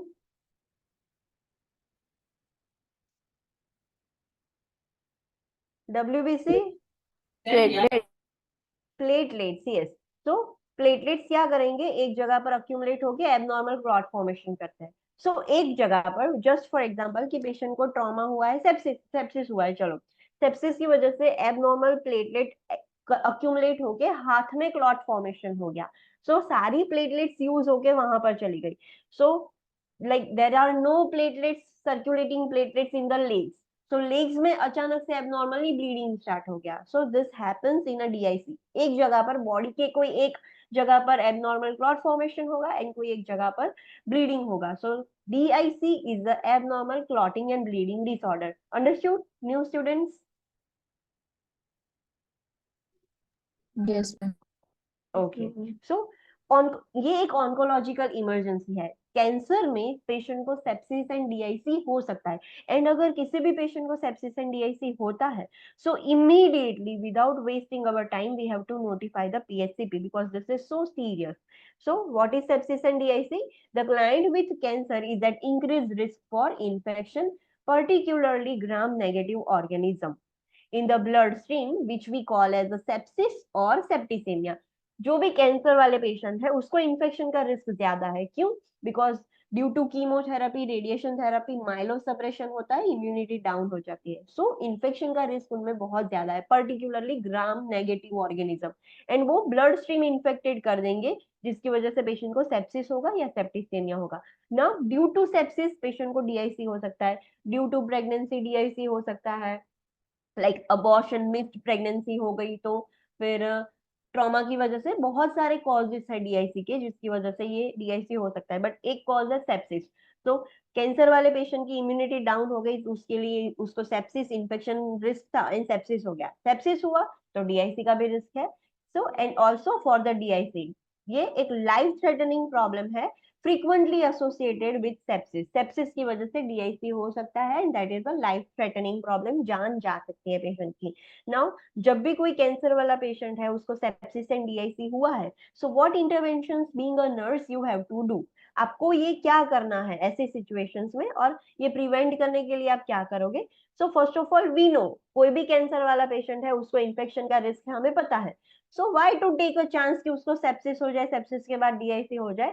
तो पहले से ही we will prevent the complication through early identification of a client at risk for sepsis and DIC. पहले से ही उसको हम अर्ली आइडेंटिफाई कर देंगे कि ये पेशेंट को ज्यादा इन्फेक्शन का रिस्क है, तो उसको बहुत केयरफुली हैंडल करेंगे कि सेप्सिस ही ना हो, डीआईसी भी ना हो। Maintain strict aseptic technique with an immunocompromised client and monitor closely for infection and signs of bleeding. जो भी immunocompromised client है उसमें aseptic technique यूज करेंगे एंड पेशेंट को मॉनिटर करेंगे, कुछ इन्फेक्शन के साइन है कि नहीं, ब्लीडिंग के साइन है कि नहीं, इन्फेक्शन के साइन हमें पता होने चाहिए, ब्लीडिंग के साइन हमें पता होने चाहिए, ब्लीडिंग सारी कैविटीज में होगा, परब्यूरा, एकाइमोसिस, पैटेकी, ये सब चीजें होगी, सो हमें सब चीजें मॉनिटर करनी है। Administer antibiotics IV as prescribed. हमें लगा कि इन्फेक्शन हुआ है, so we will not take any chance कि वो इन्फेक्शन बढ़कर ब्लड में चला जाए, सो थोड़ी भी साइंस है तभी से ही हम एंटीबायोटिक स्टार्ट कर देंगे IV. Administer anticoagulants as prescribed during the early phase of DIC. इसमें पेशेंट, डीआईसी एक ऐसी कंडीशन है जिसमें क्लॉटिंग भी होता है, ब्लीडिंग भी होता है, सो क्लॉटिंग प्रिवेंट करने के लिए हम एंटीकोएगुलेंट्स देंगे, अभी एंटीकोएगुलेंट्स देंगे तो ब्लीडिंग और बढ़ेगा, एंड ब्लीडिंग प्रिवेंट करने के लिए हम क्लॉटिंग फैक्टर्स देते हैं, सो दोनों चीजें दी जाती है बट बहुत केयरफुली देना होता है। अगर एंटीकोएगुलेंट ज्यादा दे दिया तो ब्लीडिंग होगा, क्लॉटिंग फैक्टर्स ज्यादा दे दिया तो एबनॉर्मल क्लॉट फॉर्मेशन होगा, बिकॉज दोनों चीज होती है तो उसका ऑपोजिट दोनों ट्रीटमेंट देनी पड़ेगी, बट बहुत केयरफुली हमें मॉनिटर करना पड़ेगा patient. So for clotting we will give anticoagulants as prescribed during the early phases of DIC। Starting में एबनॉर्मल क्लॉट फॉर्मेशन स्टार्ट हो गया एक जगह पर, इसलिए इसी वजह से दूसरी जगह पर ब्लीडिंग स्टार्ट हुआ, सो अर्ली फेजेस में हम एंटीकोएगुलेंट्स देंगे and cryoprecipitated clotting factors. Cryoprecipitated clotting factors मतलब जो हमारा ब्लड होता है, प्लाज्मा होता है, प्लाज्मा के अंदर क्लॉटिंग फैक्टर्स होते हैं जो हम स्टोर करके रखते हैं। सो जब भी कोई पर्सन डोनेट करता है blood, so there are various methods, filtration method use की जाती है और उसमें से क्लॉटिंग फैक्टर्स अलग किए जाते हैं और बाकी सारे प्रोडक्ट्स अलग किए जाते हैं ना। वो क्लॉटिंग फैक्टर्स को हमें स्टोर भी तो करना पड़ता है, सो क्रायो प्रिजर्वेशन हम करते हैं, उसको फ्रीज करके रखते हैं एंड जब जरूरत पड़ेगी तब हम वो यूज करते हैं। सो क्रायोप्रेसिपिटेटेड क्लॉटिंग फैक्टर्स जो है, जो स्टोर करके रखे थे, फ्रीज करके रखे थे, वो हम एडमिनिस्टर करेंगे as prescription when DIC progresses and haemorrhage is the primary problem. जैसे जैसे डीआईसी बढ़ेगा, अब ब्लीडिंग रिस्क बढ़ रहा है, तो हमें ब्लीडिंग कम करने के लिए क्रायोप्रेसिपिटेटेड क्लॉटिंग फैक्टर्स भी हमें एडमिनिस्टर करना होगा। अंडरस्टूड? पता चला? Yes. Okay. Next, this is really important point that you have to remember. Notify immediately to the PHCP if any signs of an oncological emergency occur. कोई भी, there are 5 oncological emergencies, 5 emergencies है, कोई भी oncological emergency के आपको sign दिख रहे हैं, immediately we have to notify the PHCP. So this is one Oncological emergency, let's study about next emergency, that is syndrome of inappropriate antidiuretic hormone, जिसको हम SIADH बोलते हैं. What do you mean by this? Antidiuretic hormone का काम क्या है? What is the function of antidiuretic hormone? New students will speak.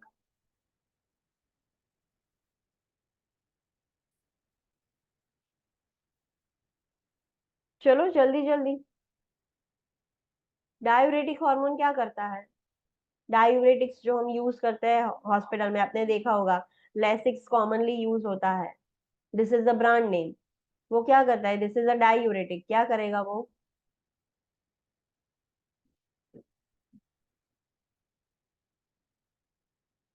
Come on, this is simple question.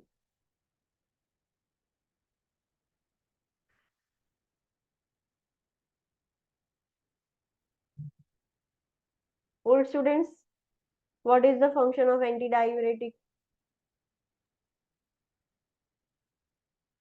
Water retain करे. Yes, diuretics का काम है डायूरेसिस करना, मतलब यूरिन प्रोडक्शन को बढ़ाना. एंटी डायूरेटिक उससे ऑपोजिट करेगा, वो यूरिन प्रोडक्शन कम करेगा एंड वो सारा पानी बॉडी में ही रिटेन करेगा, स्टोर करेगा. सो ये एक ऑन्कोलॉजिकल इमरजेंसी है जिसमें एंटी डायूरेटिक हार्मोन बहुत ज्यादा हो जाएगा. अभी just imagine, anti diuretic hormone ही ज्यादा हो जाएगा तो बॉडी के अंदर पानी भी कितना ज्यादा हो जाएगा, तो प्रॉब्लम होगा. अभी आगे ही हमने देखा था कि जब बॉडी में पानी ज्यादा हो जाता है तब क्या होता है? ड्यू टू एक्सेस वाटर क्या होगा? सोडियम डाइल्यूट हो जाएगा. सोडियम डाइल्यूट हो जाएगा. सो वाटर इंटॉक्सिकेशन होगा, सोडियम डाइल्यूट हो जाएगा. डाइल्यूट हो जाएगा, उसको हम क्या बोलेंगे? हाइपोनेट्रीमिया. अगर ज्यादा हो गया हाइपोनेट्रीमिया, सो कौन सा ऑर्गन अफेक्ट हो जाएगा? Which organ will get affected? Sodium किसके लिए इंपॉर्टेंट है? हार्ट के लिए, ब्रेन. ब्रेन के लिए इंपॉर्टेंट है. सो जितना हाइपोनेट्रीमिया ज्यादा होगा, ब्रेन उतना ज्यादा अफेक्ट होगा. सो this is the emergency situation. SIADH एक ऐसी सिचुएशन है जिसमें एंटी डायूरेटिक हार्मोन बहुत ज्यादा हो जाता है, जिसकी वजह से बॉडी में वाटर रिटेन होगा एंड वो जितना रिटेन होता जाएगा उतनी कॉम्प्लिकेशंस बढ़ती जाएगी. बट कैंसर में SIADH होता कैसे है? Let's study about that. Tumors can produce, secrete or stimulate the substance that mimic the antidiuretic hormone.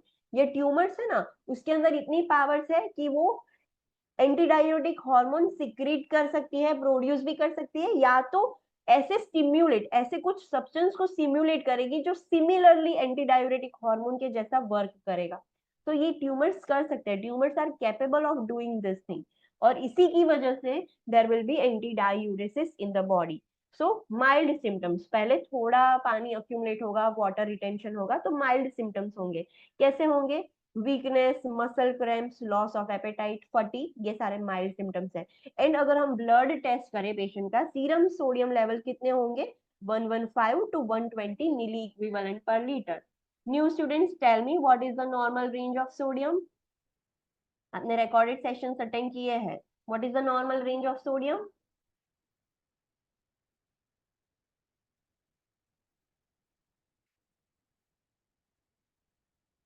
Old students, what is the normal range of sodium? 135 to 140. 135 to 145, this is the normal range. So mild symptoms, dilutional hyponatremia हो गया है, तो हमने जब check किया तब 115 to 120 हो गया था. More serious sign and symptoms related to water intoxication include weight gain. अभी फ्लूइड बहुत एक्सेस हो गया है, so ये थोड़े सीरियस साइन है कि बहुत ज्यादा लाइक वाटर रिटेन हो गया है, वाटर इंटॉक्सिकेशन हो गया है. सो उसमें वेट गेन होगा, पर्सनालिटी चेंजेस होगा, मतलब वो एबनॉर्मली बिहेव करना स्टार्ट कर देगा. पेशेंट एकदम कंफ्यूज हो जाएगा एंड एक्सट्रीम मसल वीकनेस होगी. एंड जब सीरम सोडियम लेवल 110 हो जाए, then this is so worst. इसकी वजह से सीजर्स आ सकते हैं, patient can go into the coma and eventually death will occur unless the condition is treated rapidly. 110 हो गया है तो आपने जल्दी कुछ नहीं किया तो पेशेंट को सीजर्स, कोमा एंड डेथ भी हो सकती है. सो दिस इज सो सीरियस. अभी SIADH में हमें इंटरवेंशन क्या करनी है? Initiate the fluid restriction and increase the sodium intake as prescribed.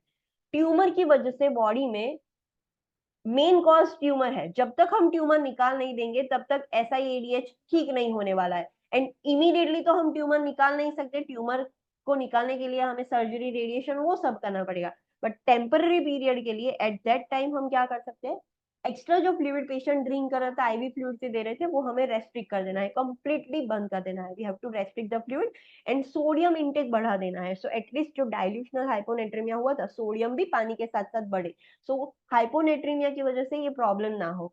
As prescribe administer antagonist to anti diuretic hormone. Anti diuretic hormone का एंटागोनिस्ट देना है जो उससे ऑपोजिट काम करे। तो क्या देंगे हम, what we will give, diuretics देंगे ऑब्वियसली। सो उसका ऑपोजिट एंटी डायूरेसिस है, यूरिन स्टोर हो रहा था तो हम डायूरेसिस देंगे। बट डायूरेटिक्स क्या करेंगे, they will excrete sodium and potassium both. So again diuretics देंगे तो अगेन सोडियम लेवल कम हो जाएगा। So that is why we have to carefully monitor serum sodium levels. Potassium भी मॉनिटर करना पड़ता है बिकॉज हमने ट्रीटमेंट के लिए डायूरेटिक्स दिया है, बट ऐसा ना हो कि बॉडी में जो इतना सोडियम है वो भी निकल जाए। अगर ऐसा हो रहा है तो हमें फिर से सोडियम देना पड़ेगा। सो मॉनिटर करते रहना है carefully.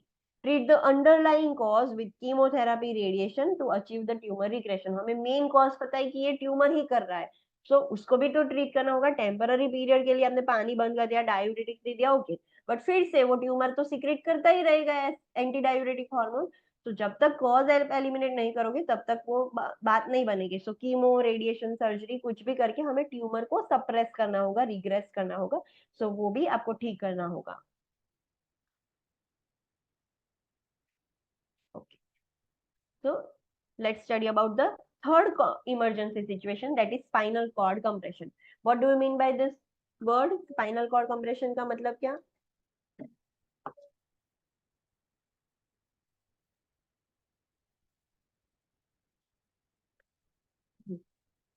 What do you mean by spinal cord compression? Due to tumor spinal cord compress से enlarge से तो tumor. हाँ, so सोचो ये स्पाइनल कॉर्ड है और ट्यूमर बहुत बड़ी हो गई है। ट्यूमर एनलार्जमेंट की वजह से वो vertebral, like for example spinal cord को प्रोटेक्ट कौन करता है, वर्टिब्रल कॉलम प्रोटेक्ट करता है, राइट। सो ऐसा भी हो सकता है कि ट्यूमर मेटास्टेसिस होके बोन में इन्वेड हो गई है, और वो भी कौन सा वाला bone, sir, like vertebral column वाला बोन। तो क्या करेगा ये बोन, हमें पता है कि जब भी कोई ट्यूमर, कैंसर बोन में मेटास्टेसिस होता है तो बोन वॉश ऑफ होना स्टार्ट हो जाता है, बोन ऑस्टियोपोरोस हो जाता है। तो देयर आर चांसेस कि वो वर्टिब्रल कॉलम ऐसे कोलैप्स हो जाए बिकॉज वो ऑस्टियोपोरोस हो गया है। सो कंप्रेशन हो सकता है वर्टिब्रल कॉलम का, उसकी वजह से स्पाइनल कॉर्ड कंप्रेशन भी हो सकता है। आपने मदर्स, फीमेल्स में देखा होगा, जैसे जैसे मेनोपॉज होता है वो ऑस्टियोपोरोस हो जाती है, और फीमेल्स में बैक पेन ज्यादा होता है, स्पाइनल कॉर्ड कंप्रेशन होता है। ये एक रीजन है। दूसरा रीजन क्या है कि अगर ट्यूमर ने सेंट्रल नर्वस सिस्टम पर ही अटैक कर दिया है, डायरेक्टली ट्यूमर सीधा स्पाइनल कॉर्ड को ही कंप्रेशन कर रही है, वो बड़ी हो रही है एंड स्पाइनल कॉर्ड को दबा रही है, तो भी ये होगा स्पाइनल कॉर्ड कंप्रेशन। दोनों रीजन से हो सकता है। Let's see a clinical judgement box. आपको एग्जाम में ऐसे क्वेश्चंस आएंगे। Okay. So a client with a breast cancer has bilateral mastectomy 3 years ago. अभी इतने क्वेश्चन से आपको पता चलना चाहिए कि उसकी क्या सर्जरी हुई है। Since then, the client has been receiving radiation and chemotherapy treatment to treat the cancer. Patient का बाइलेटरल मास्टेक्टोमी किया था 3 साल पहले, तब से लेके आज तक पेशेंट रेगुलरली कीमो, रेडिएशन ले ही रहा है to treat the cancer. Over the past year, diagnostic studies revealed metastasis to the lungs, bone and pelvis and liver. Last year की जो डायग्नोस्टिक टेस्ट की है उसमें पता चला कि पेशेंट को तो मेटास्टेसिस हो गया है लंग्स, बोन्स, लीवर, पेल्विस, सब जगह पर। The client has been experiencing a great deal of pain and is receiving a pain medication to control it. Patient को बहुत पेन हो रहा है, पेन मेडिसिन भी पेशेंट रिसीव कर रहा है। Today the client calls the clinic nurse and report severe pain in back, inability to sit up or move around, and that the pain medication is ineffective. Patient ने बोला कि बहुत severe back pain हो रहा है, वो बैठ भी नहीं पा रही है, मूव भी नहीं कर पा रही है, एंड मेडिकेशन की भी कोई असर नहीं हो रही है.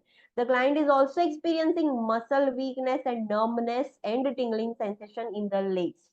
मसल नीचे बैक में तो पेन हो रहा है, बट उसकी वजह से लेग्स में वीकनेस हो गई है एंड पैरेस्थेशिया हो गया है. पैरेस्थेशिया का मतलब नम्बनेस एंड टिंगलिंग सेंसेशन. तो पैरेस्थेशिया हो गया है लेग्स में. इतना ही क्वेश्चन होगा. So what will be the nurses intervention, ऐसा क्वेश्चन होगा.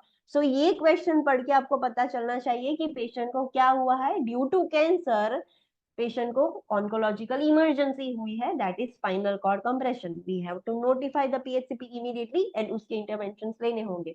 सो ये आगे का आंसर है. The nurse analyse the cues and suspect the client has a spinal cord compression. This is an oncological emergency and the client needs some medical attention immediately, and फिर उसके interventions आपको लेने होंगे. सो एग्जाम में question ऐसा indirect आएगा. Directly आपको नहीं बोल देंगे कि पेशेंट को स्पाइनल कॉर्ड कंप्रेशन हुआ है, what will be your interventions. आपको पूरी स्टोरी देंगे, उससे आपको आइडेंटिफाई करना है कि पेशेंट को प्रॉब्लम क्या है, क्या आप कर सकते हो. So let's see about spinal cord compression. वो क्या है? Spinal cord compression occurs when a tumor directly enters the spinal cord. एक ये है रीजन कि डायरेक्टली स्पाइनल कॉर्ड में एंटर हो गया है और कंप्रेस कर रहा है, और else the vertebral column collapse from the tumour entry impinge on the spinal cord. या तो जो ट्यूमर है, जो कैंसर है, उसने बोन्स पर अटैक किया है, दैट इज वर्टिब्रल कॉलम, और वो ऑस्टियोपोरस होके कोलैप्स हो गया है. सो कोलैप्स होने की वजह से स्पाइनल कॉर्ड भी कंप्रेस हो जाएगी. सो दोनों रीजन से स्पाइनल कॉर्ड कंप्रेशन हो सकता है. स्पाइनल कॉर्ड कंप्रेशन होगा तो पेशेंट को बहुत ज्यादा बैक पेन होगा, यूजुअली बिफोर न्यूरोलॉजिकल डेफिसिट्स अकर. सबसे पहले स्पाइनल कॉर्ड कंप्रेशन होता है तो सबसे पहले बैक पेन होता है. फिर धीरे धीरे वो कंप्रेशन की वजह से नर्व्स काम करना बंद करेगी एंड न्यूरोलॉजिकल डेफिसिट्स देखने को मिलेगा. पहले पेशेंट को लेग्स में टिंगलिंग सेंसेशन, नमनेस, वीकनेस होगी, एंड धीरे धीरे अगर पेशेंट को वो ट्रीट ना किया जाए तो लोअर लेग पैरालिसिस, पैराप्लेजिया भी हो सकता है. सो न्यूरोलॉजिकल डेफिसिट्स बाद में होगी, उससे पहले बैक पेन होता है. Neurological deficits relate to the spinal level of compression and include numbness, tingling, loss of urethral, vaginal and rectal sensation and muscle weakness. अभी सिम्टम्स कैसे होंगे वो डिपेंड करता है कि कहाँ की स्पाइनल कॉर्ड कंप्रेस हो रही है. सोचो अगर सर्वाइकल स्पाइनल कॉर्ड कंप्रेस हो जाएगी तो पेशेंट की नेक के नीचे से पूरी बॉडी में इफेक्ट्स होगा, पूरी बॉडी में नमनेस, टिंगलिंग सेंसेशन होगा, वजाइनल, ब्लैडर, यूरेक्टल सेंसेशन बंद हो जाएगा, पेशेंट यूरिन फीसिस कर नहीं पाएगा, एंड पैरालिसिस भी होगा. सो डिपेंड करता है कि पेशेंट का कंप्रेशन हुआ कहाँ पर है. जितना नीचे कंप्रेशन होगा उससे नीचे की बॉडी अफेक्ट होगी. फॉर एग्जांपल लंबा रीजन में है तो सिर्फ लेग्स अफेक्ट होंगे, हाथ, एब्डोमेन, चेस्ट वो कुछ अफेक्ट नहीं होगा. तो वो डिपेंड करता है कि कहाँ पर हुआ है कंप्रेशन. इंटरवेंशन क्या करेंगे जब भी आप देखते हो कि पेशेंट को स्पाइनल कॉर्ड कंप्रेशन हुआ है. सो अर्ली रिकॉग्नाइज करना है, जितना हो सके उतना जल्दी. Assess for back pain and neurological deficits. जो भी कैंसर वाले पेशेंट है उसमें बैक पेन का खास ध्यान रखो. न्यूरोलॉजिकल कुछ डेफिशिएंसीज, पैरेस्थेशिया है, loss of sensation, loss of motor function कुछ है तो वो देखो. Administer high dose corticosteroids to reduce the swelling around the spinal cord and relieve the symptoms. Due to inflammatory reaction, tumour की वजह से और ज्यादा स्वेलिंग होगा एंड स्पाइनल कॉर्ड ज्यादा कंप्रेस होगी. सो हम कॉर्टिकोस्टेरॉइड्स दे सकते हैं, वो एंटी इंफ्लेमेटरी वर्क करेगा, हाई डोज कॉर्टिकोस्टेरॉइड्स, जिससे स्वेलिंग कम हो जाएगा तो एटलीस्ट थोड़े सिम्टम्स रिलीव हो. Then prepare the client for immediate radiation or chemotherapy to reduce the size of tumor and relieve the compression. सिर्फ कॉर्टिकोस्टेरॉइड दे के काम नहीं बनेगा. ऐसा नहीं है कि कॉर्टिकोस्टेरॉइड दिया तो कंप्रेशन ठीक हो गया. कंप्रेशन तो ट्यूमर की वजह से हो रहा है तो वो भी तो ठीक करना होगा. सो इमीडिएटली रेडिएशन और कीमोथेरापी देनी होगी कि जिससे हम ट्यूमर की साइज एटलीस्ट कम कर सके एंड कंप्रेशन थोड़ा ठीक हो. सर्जरी में need to be perform to remove the tumour and relieve the pressure on spinal cord. Surgery भी करने की जरूरत पड़ सकती है. Instruct the client in the use of neck brace और back brace if they are prescribed. अगर cervical compression हो रहा था तो सर्वाइकल कॉलर आता है, नेक ब्रेस आता है जो गले में पहन के रखते हैं, सो वो भी पहन सकता है पेशेंट. अगर बैक की थोरैक्सिक और लंबा रीजन में कहीं पर स्पाइनल कॉर्ड कंप्रेशन हो रहा है तो बैक ब्रेस पहनना होगा. जहां पर कंप्रेशन है उसको सपोर्ट करने के लिए ब्रेसेस पहनने पड़ेंगे. Okay, next is fourth complication is hypercalcemia. What is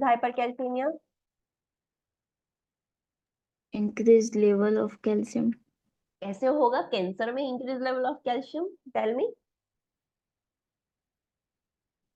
cancer में हाइपरकैल्सीमिया कैसे हो सकता है?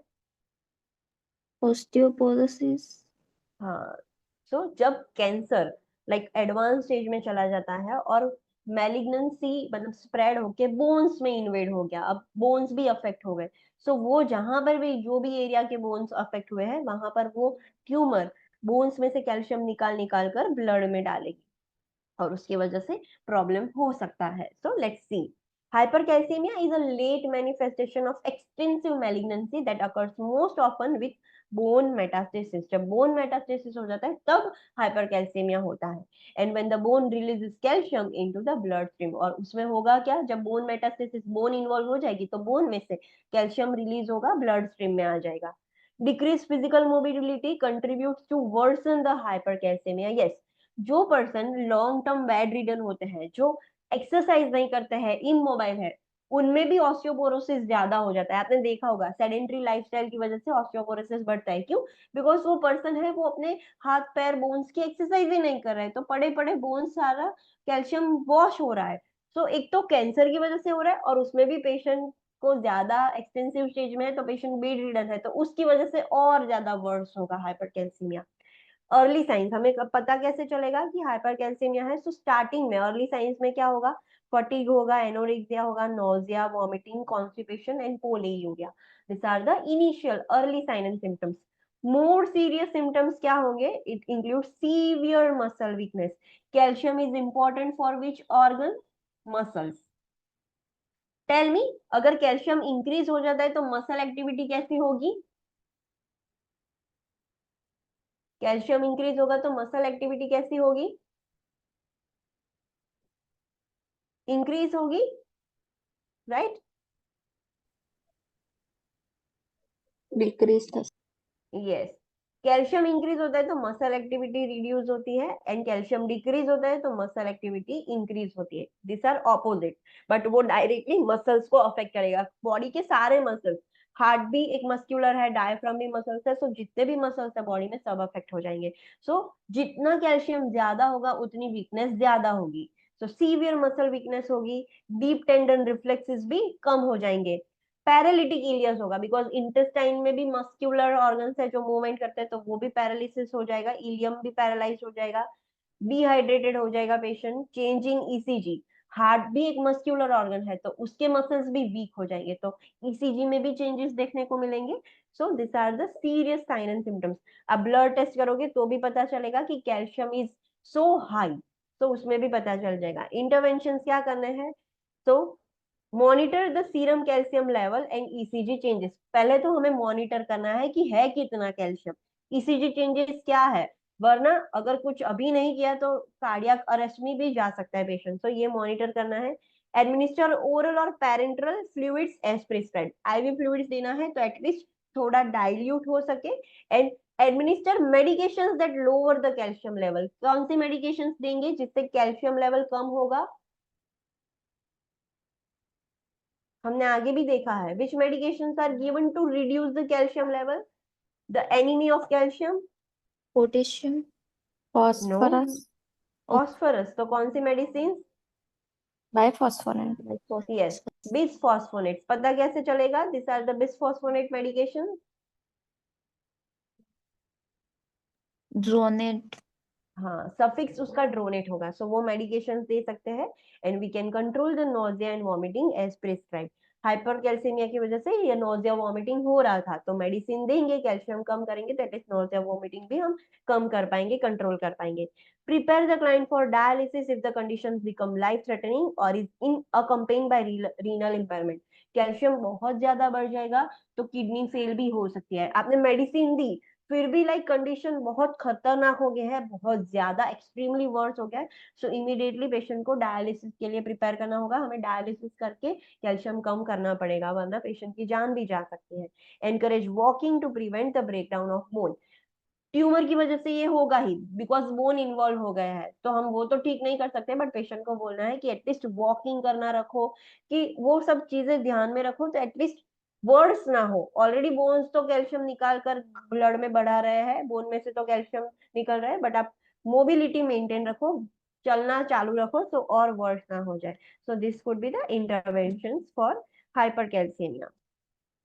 Fifth medical emergency, oncological emergency, that is superior vena cava syndrome. What do you mean by this? Superior vena केवा syndrome का मतलब क्या? Superior vena कवा कंप्रेशन ऑफ हाँ, कंप्रेशन ऑफ सुपीरियर वीना केवा.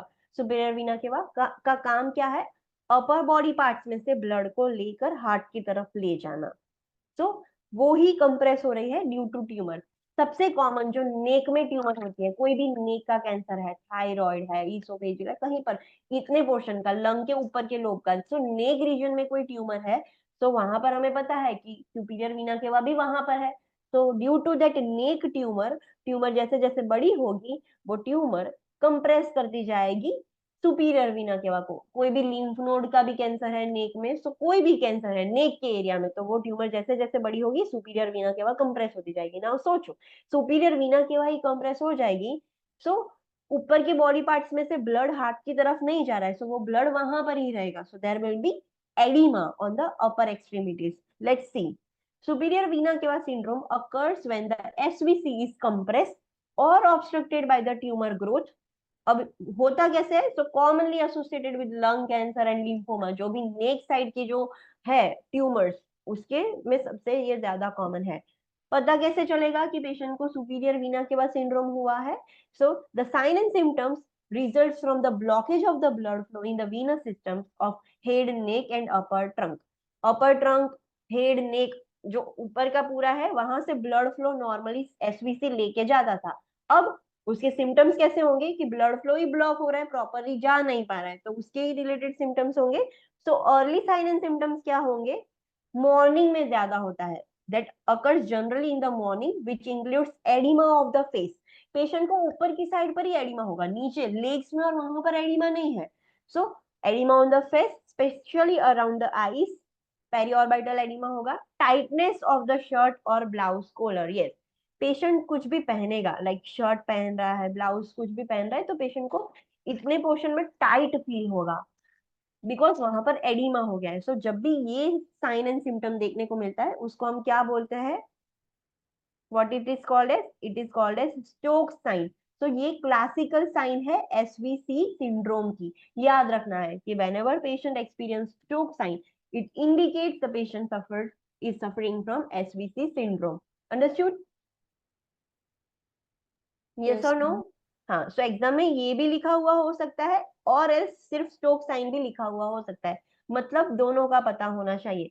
टाइटनेस ऑफ शर्ट लिखा है तो भी आइडेंटिफाई होना चाहिए, they are talking about stoke sign. सिर्फ स्टोक साइन लिखा है तो भी पता चलना चाहिए, they are talking about tightness of the shirt और blouse collar because of the oedema. As the condition worse, जैसे जैसे वर्स होगी, the edema in the arms and hands, dyspnoea होगा, erythema of the upper body पूरी red red हो जाएगी, swelling of the veins in the chest and neck and epistaxis भी हो सकता है. epistaxis means nose bleed. तो जैसे जैसे बिकॉज सोचो कि ब्लड आगे जा नहीं पा रहा है, वहां पर ही पूल हो रहा है, so due to excess blood, वो सब चीज देखने को मिलेगी हमें. हैंड्स और आर्म्स में एरिथमा, पूरी ऊपर की बॉडी लाल लाल हो जाएगी पेशेंट की. जस्ट थिंक कि जैसे ही आप पर्सन उल्टा लटकता है तो पेशेंट को एक तो ऐसा फील होता है कि ब्रेन में कुछ हो रहा है, that is due to CSF, but वो पेशेंट का फेस भी रेड रेड हो जाता है, सो एरिथमा हो सकता है. Life threatening sign and symptoms include airway obstruction. अभी ऐसा नहीं है कि नेक रीजन में सिर्फ एसवीसी है, नेक रीजन में ट्रैकिया, एयरवे भी है. तो ट्यूमर जैसे जैसे बड़ी होगी, एसवीसी तो होगा ही, वो तो कंप्रेशन हो रहा है, बट एयरवे ऑब्स्ट्रक्शन भी हो सकता है. There will be haemorrhage, cyanosis, mental status changes हो सकते हैं, डिक्रीज कार्डियक आउटपुट होगा, हाइपोटेंशन भी हो सकता है बिकॉज वीनस रिटर्न ही नहीं होगा, हार्ट तक पूरा ब्लड आएगा नहीं तो हार्ट बाहर कैसे निकालेगा. सो हाइपोटेंशन होगा, कार्डियक आउटपुट कम हो जाएगा. मेंटल स्टेटस चेंजेस क्यों हो रहा है? बिकॉज ऊपर की बॉडी में ब्लड फ्लो ज्यादा हो गया है, सो वो डायरेक्टली ब्रेन को भी अफेक्ट कर सकता है, सो मेंटल स्टेटस चेंजेस भी हो सकते हैं. So this could be a reason. Intervention क्या करना है जब भी एसवीसी सिंड्रोम है? तो first of all we have to assess early sign and symptoms of SVC, कि वो वर्स ना हो जाए.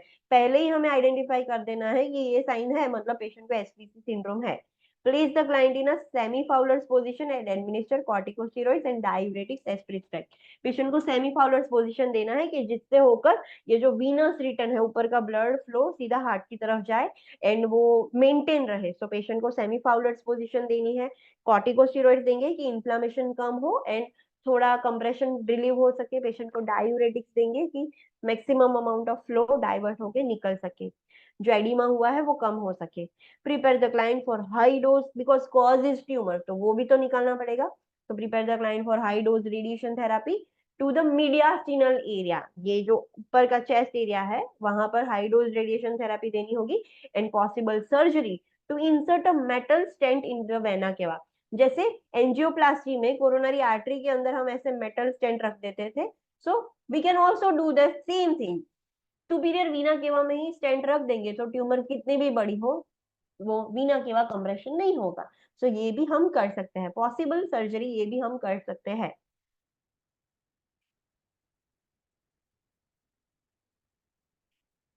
Okay, so that was all 5 oncological emergencies. Next is tumor lysis syndrome. ये कैंसर की वजह से ही होता है but this is also not good for patient. But हम पर्टिकुलरली उसको ऐसा नहीं बोलेंगे कि this is oncological emergency. This is another condition that happens due to cancer and this is also bad for patient. So tumour lysis syndrome, what do you mean by this tumour lysis syndrome? Tumour lysis का मतलब क्या? What do you mean by tumor lysis? Destruction. Destruction of tumor. Tumor destruction की वजह से you can see group of sign and symptoms जिसको हम बोलते हैं, जिसको हम क्या बोलते हैं? Syndrome. Syndrome. So due to destruction of tumor you can see various sign and symptoms. So उसकी वजह से syndrome हो रहा है. So let's see. Tumor lysis syndrome occurs when large quantity of tumor cells are destroyed rapidly. Intracellular components such as potassium and uric acids are released into the bloodstream faster than the body can eliminate them. Yes. Tumour lysis syndrome कब होता है कि जब हम chemo radiation वो दे रहे हैं तो बहुत सारी tumours, large quantity of tumour फटाफट से डिस्ट्रॉय हो रही है. अभी हमें पता है कि potassium is the intracellular component, cell के अंदर यूरिक एसिड भी होगा थोड़ा थोड़ा. सो ट्यूमर डिस्ट्रॉय होगी, tumours are the cells. So जैसे जैसे सेल्स डिस्ट्रॉय होंगे तो उसके अंदर का इंट्रासेल्युलर कंपोनेंट लीक होके ब्लड स्ट्रीम में आ जाएगा. So there will be excess of potassium and uric acid into the blood stream.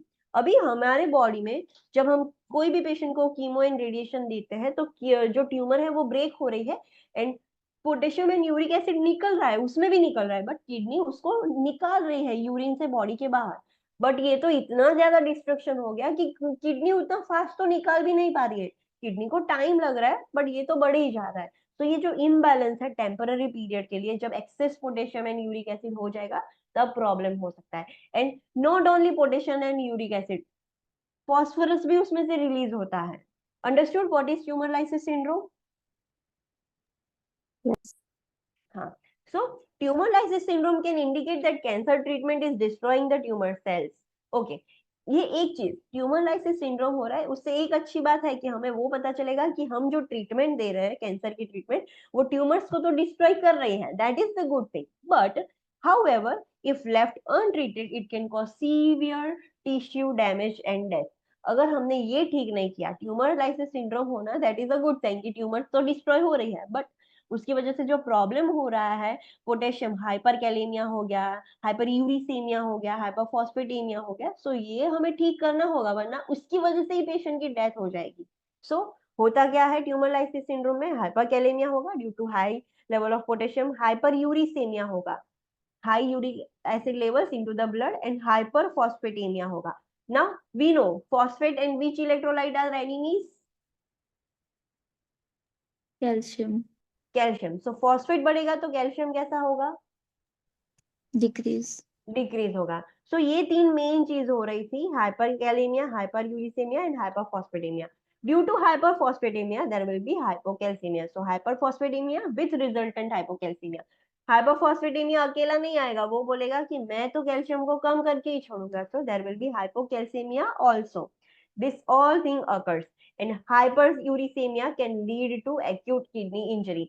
Hyperuricemia hyperkalaemia की वजह से एक्यूट किडनी इंजरी भी हो सकती है, मतलब किडनीज भी डैमेज हो सकती है।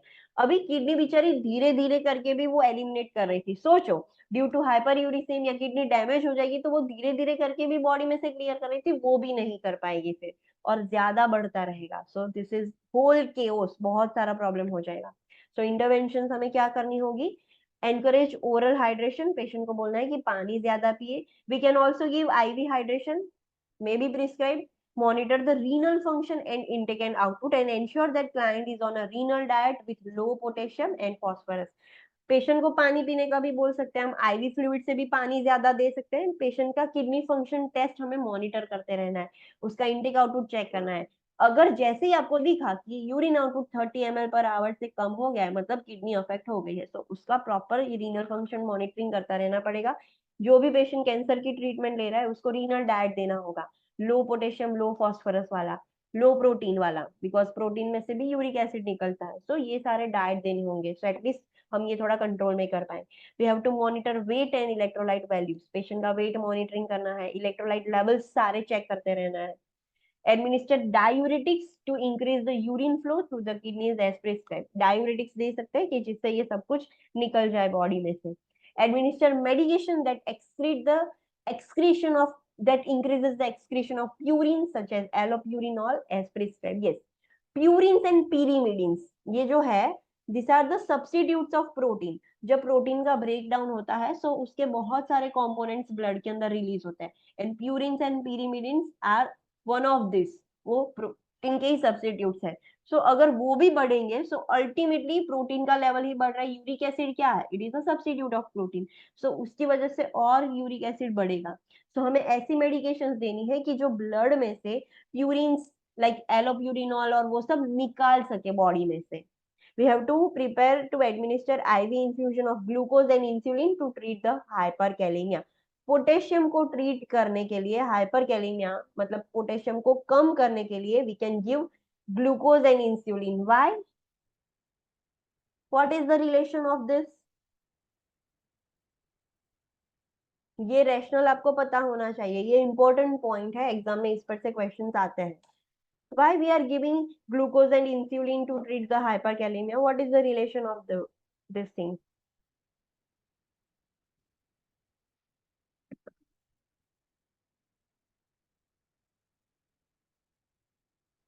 Online students, I'm asking something. Old students know these things. New students को तो पता नहीं है, पर आपको पता है। We have studied this topic in complex care. Insulin Why we આપી are... તો ઇન્સ્યુલિન સાથે પોટેશિયમ બાઇન્ડ થશે ને ઇન્ટ્રાસેલ્યુલરમાં જશે। तो फिर ग्लूकोज क्यों दे रहे हैं? ઇન્સ્યુલિન આપીશું તો હાઇપોગ્લાઇસેમિયા થશે ને। हाँ, हमें पता है इंसुलिन हम कब देते हैं, आइडियली इंसुलिन कब दिया जाता है? इंसुलिन क्यों देते हैं? ग्लूकोज हाइपरग्लाइसेमिया में। सो इंसुलिन का काम क्या है? ये ग्लूकोज मॉलिक्यूल है एंड ये पोटेशियम है। सो इंसुलिन क्या करता है? ग्लूकोज के साथ बाइंड करके ग्लूकोज को पकड़ पकड़ के सेल्स में भेज देगा। Similarly, the insulin does the same thing with the potassium also. Insulin glucose को बाइंड करके तो सेल्स के अंदर भेज रहा है, बट वो पोटेशियम को भी पकड़ पकड़ कर सेल्स में भेज रहा है।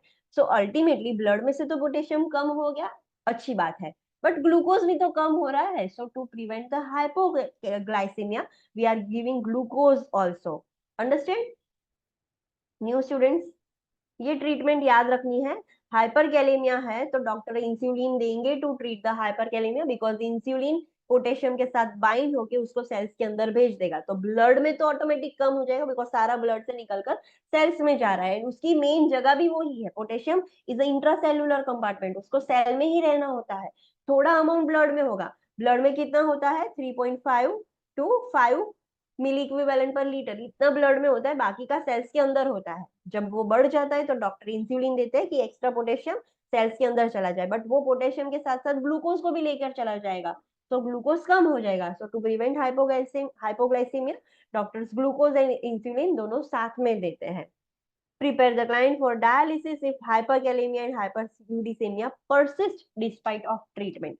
हम इतनी ट्रीटमेंट दे रहे हैं, हमने सब किया, डायूरेटिक दिया, मेडिसिन दी, इंसुलिन दिया, सब कुछ दिया, फिर भी वो ठीक नहीं हो रहा है, तो उसकी वजह से किडनी खराब हो सकती है, एंड वी डोंट वांट कि किडनी खराब हो जाए, फिर और प्रॉब्लम होगा। सो पेशेंट को इमीडिएटली फिर डायलिसिस के लिए प्रिपेयर करना होगा, इमरजेंसी डायलिसिस देना पड़ेगा अगर हाइपरकैलेमिया, हाइपरयूरिसेमिया अभी भी है।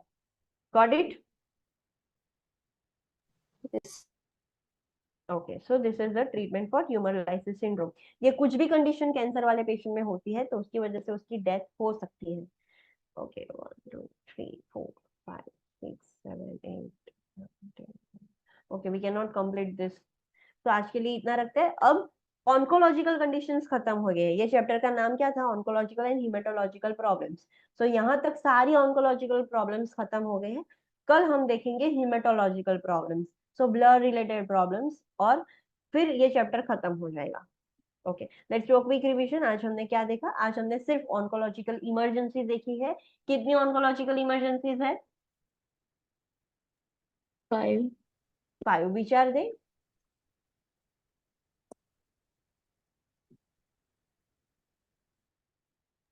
विचार दे। sepsis, DIC, okay, syndrome of an inappropriate antidiuretic hormone, yes, cord compression, spinal cord compression, hyperglycemia, SVC syndrome and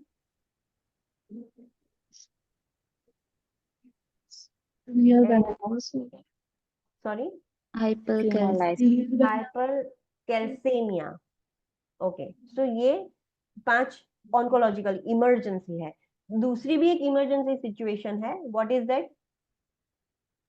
tumor lysis, tumour lysis syndrome. So आपको पता होना चाहिए what is sepsis and DIC.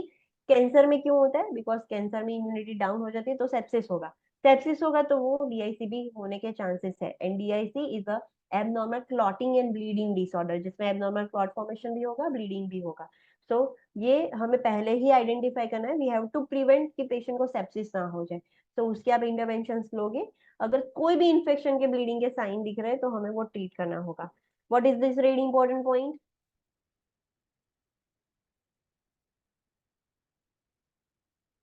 What is this very important point?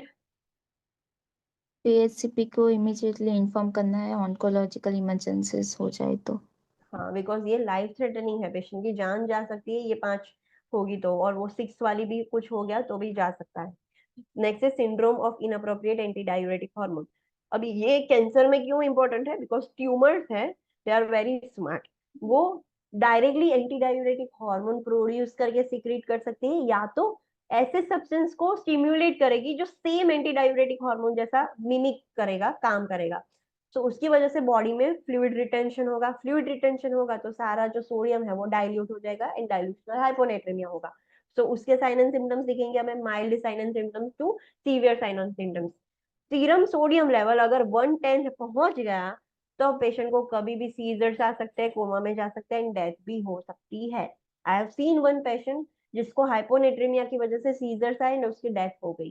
Cancer वाला patient मैंने देखा है। सो ये हो सकता है। सो इंटरवेंशन हमें उसके करने हैं। वी डोंट वांट कि ऐसा कुछ हो। मेन कॉज उसका ट्यूमर है, ट्यूमर तो रिलीव करना ही है कीमो रेडिएशन देके, बट सिम्टोमेटिक ट्रीटमेंट भी देनी होगी हमें। फिर हमने देखा spinal cord compression. Spinal cord compression cancer में कैसे होता है? तो या तो ट्यूमर मेटास्टेसिस होके बोन में जाके इन्वेड हो गई है वर्टिब्रल कॉलम में, और ऑस्टियोपोरोसिस की वजह से वो वर्टिब्रल कॉलम कोलैप्स हो गया, तो भी कॉर्ड कंप्रेशन हो सकता है। या तो डायरेक्टली वो सीधी स्पाइनल कॉर्ड में ही इन्वेड हो गई है, सेंट्रल नर्वस सिस्टम ही अफेक्ट हो गया। दोनों रीजन की वजह से स्पाइनल कॉर्ड कंप्रेस हो सकती है। अगर स्पाइनल कॉर्ड कंप्रेस हो गई तो पहले तो फर्स्ट सिम्टम क्या होगा? जहां पर भी कंप्रेशन हुआ है वहां पर पेन होगा, बैक पेन होगा। फिर जो भी नर्व कंप्रेस हो रही है उसके भी साइन एंड सिम्टम्स दिखेंगे, मतलब उसका मोटर फंक्शन चला जाएगा, सेंसरी फंक्शन धीरे धीरे चला जाएगा। सो न्यूरोलॉजिकल डेफिसिट्स भी दिखेंगे। और दिखेंगे कहाँ पर? डिपेंड करता है कि कहाँ पर कंप्रेशन हुआ है, उसके भी हमने इंटरवेंशन देखे। फिर हमने देखा हाइपरकैल्सीमिया। कैंसर में हाइपरकैल्सीमिया क्यों होता है? सो जब ट्यूमर, कैंसर मेटास्टेसाइज होके बोन में इन्वेड हो जाएगा तो वो बोन में से कैल्शियम वॉश ऑफ होके ब्लड में बढ़ता रहेगा। एक तो ऑलरेडी ये प्रॉब्लम की वजह से हाइपरकैल्सीमिया हो रहा है और उसमें से पेशेंट भी बेड रिडन है, तो ड्यू टू इनमोबिलिटी और ज्यादा वर्स हो जाएगा हाइपरकैल्सीमिया। फिर उसके साइन एंड सिम्टम्स हमने देखे। उतना ध्यान रखना है कि कैल्शियम इंक्रीज होगा तो मसल एक्टिविटी डिक्रीज होगी, तो जो बॉडी के जितने भी मसल्स है सारे मसल्स की एक्टिविटी कम हो जाएगी जितना सीरियस होता जाएगा। इंटरवेंशन हम सब मॉनिटरिंग करेंगे, उसको ट्रीट करेंगे। कैल्शियम बढ़ गया है तो उसकी ट्रीटमेंट में ड्रोनेट मेडिकेशन बिस्फॉस्फोनेट दे सकते हैं हम। फिर हमने देखा SVC syndrome. SVC syndrome cancer में क्यों होता है? तो जब भी कोई नेक रीजन की कोई ट्यूमर है जो बड़ी हो रही है और उसकी वजह से सुपीरियर वीना केवा कंप्रेस हो रहा है, तब एसवीसी सिंड्रोम होगा। अर्ली सिम्टम है Stokes sign, that is the classical sign of SVC syndrome. उसका मतलब क्या कि पेशेंट को इतने एरिया में एडिमा हो गया है, so there will be tightness of the shirt और ब्लाउज कॉलर। जो भी फीमेल है तो उसको यहाँ पर टाइट फील होगा, मेल है तो उसको भी यहाँ पर टाइट फील होगा। तो this is a Stokes sign. And ऊपर की बॉडी में एडिमा होगा, जैसे जैसे वो बढ़ता जाएगा वैसे वैसे एडिमा भी बढ़ेगा, साइनस सिम्टम्स भी बढ़ेंगे। ट्यूमर और बड़ी हो रही है तो अलोंग विथ एसवीसी एयरवे भी ऑब्स्ट्रक्ट कर सकती है, हेमरेज वो सारी कॉम्प्लिकेशंस हो सकती हैं। सो उसकी इंटरवेंशन पहले हमें आइडेंटिफाई करना है कि पेशेंट को हो रहा है कि नहीं, एंड उसको ट्रीट करना होगा। फिर हमने ट्यूमर लाइसिस सिंड्रोम देखा। कैंसर में ट्यूमर लाइसिस सिंड्रोम कैसे होगा? तो जो हम कीमोथेरेपी रेडिएशन थेरेपी दे रहे हैं उससे इतनी ज्यादा ट्यूमर डिस्ट्रॉय हो गई है कि कोई भी थोड़ी भी ट्यूमर डिस्ट्रॉय होगी तो उसमें से पोटेशियम, यूरिक एसिड, फास्फोरस तो निकलेगा, बट किडनी भी साथ साथ में उसको बॉडी में से निकाल रही है, तो प्रॉब्लम नहीं हो रहा था। अब इतनी ज्यादा ट्यूमर डिस्ट्रॉय हो रही है कि किडनी उतनी फास्ट बॉडी में से निकाल ही नहीं पा रही है, एंड बॉडी में there will be excess potassium, excess phosphorus, excess uric acid. तो हाइपरकैलेमिया, हाइपरफॉस्फेटेमिया, हाइपरयूरिसीमिया होगा। Due to hyperphosphataemia it also leads to hypocalcaemia. And अगर पोटेशियम एंड यूरिक एसिड और ज्यादा बढ़ गया तो किडनी भी डैमेज हो सकती है। सो this is so worst condition, तो हमें इमीडिएटली उसको ठीक करना है और उसको मैनेज करना है। हाइपर यूरिसेमिया मैनेज करने के लिए हम ऐसी मेडिसिन देंगे कि सारे प्यूरिन और प्यूरिन, एलोप्यूरिनॉल, pyrimidine सब बॉडी में से निकल जाए। पोटेशियम को ठीक करने के लिए हम इंसुलिन एंड ग्लूकोज देंगे। हाइपरफॉस्फेटेमिया ठीक करने के लिए हम कैल्शियम के सैशेट दे सकते हैं, तो वो दोनों ऑपोजिट इफेक्ट करेंगे, कैल्शियम भी बढ़ जाएगा, एक कैल्शियम बढ़ेगा तो फॉस्फोरस भी कम होगा। तो all this things can be done. फिर अगर आप सारी चीज कर रहे हो बट फिर भी ठीक नहीं हो रहा है तो डायलिसिस करना पड़ेगा।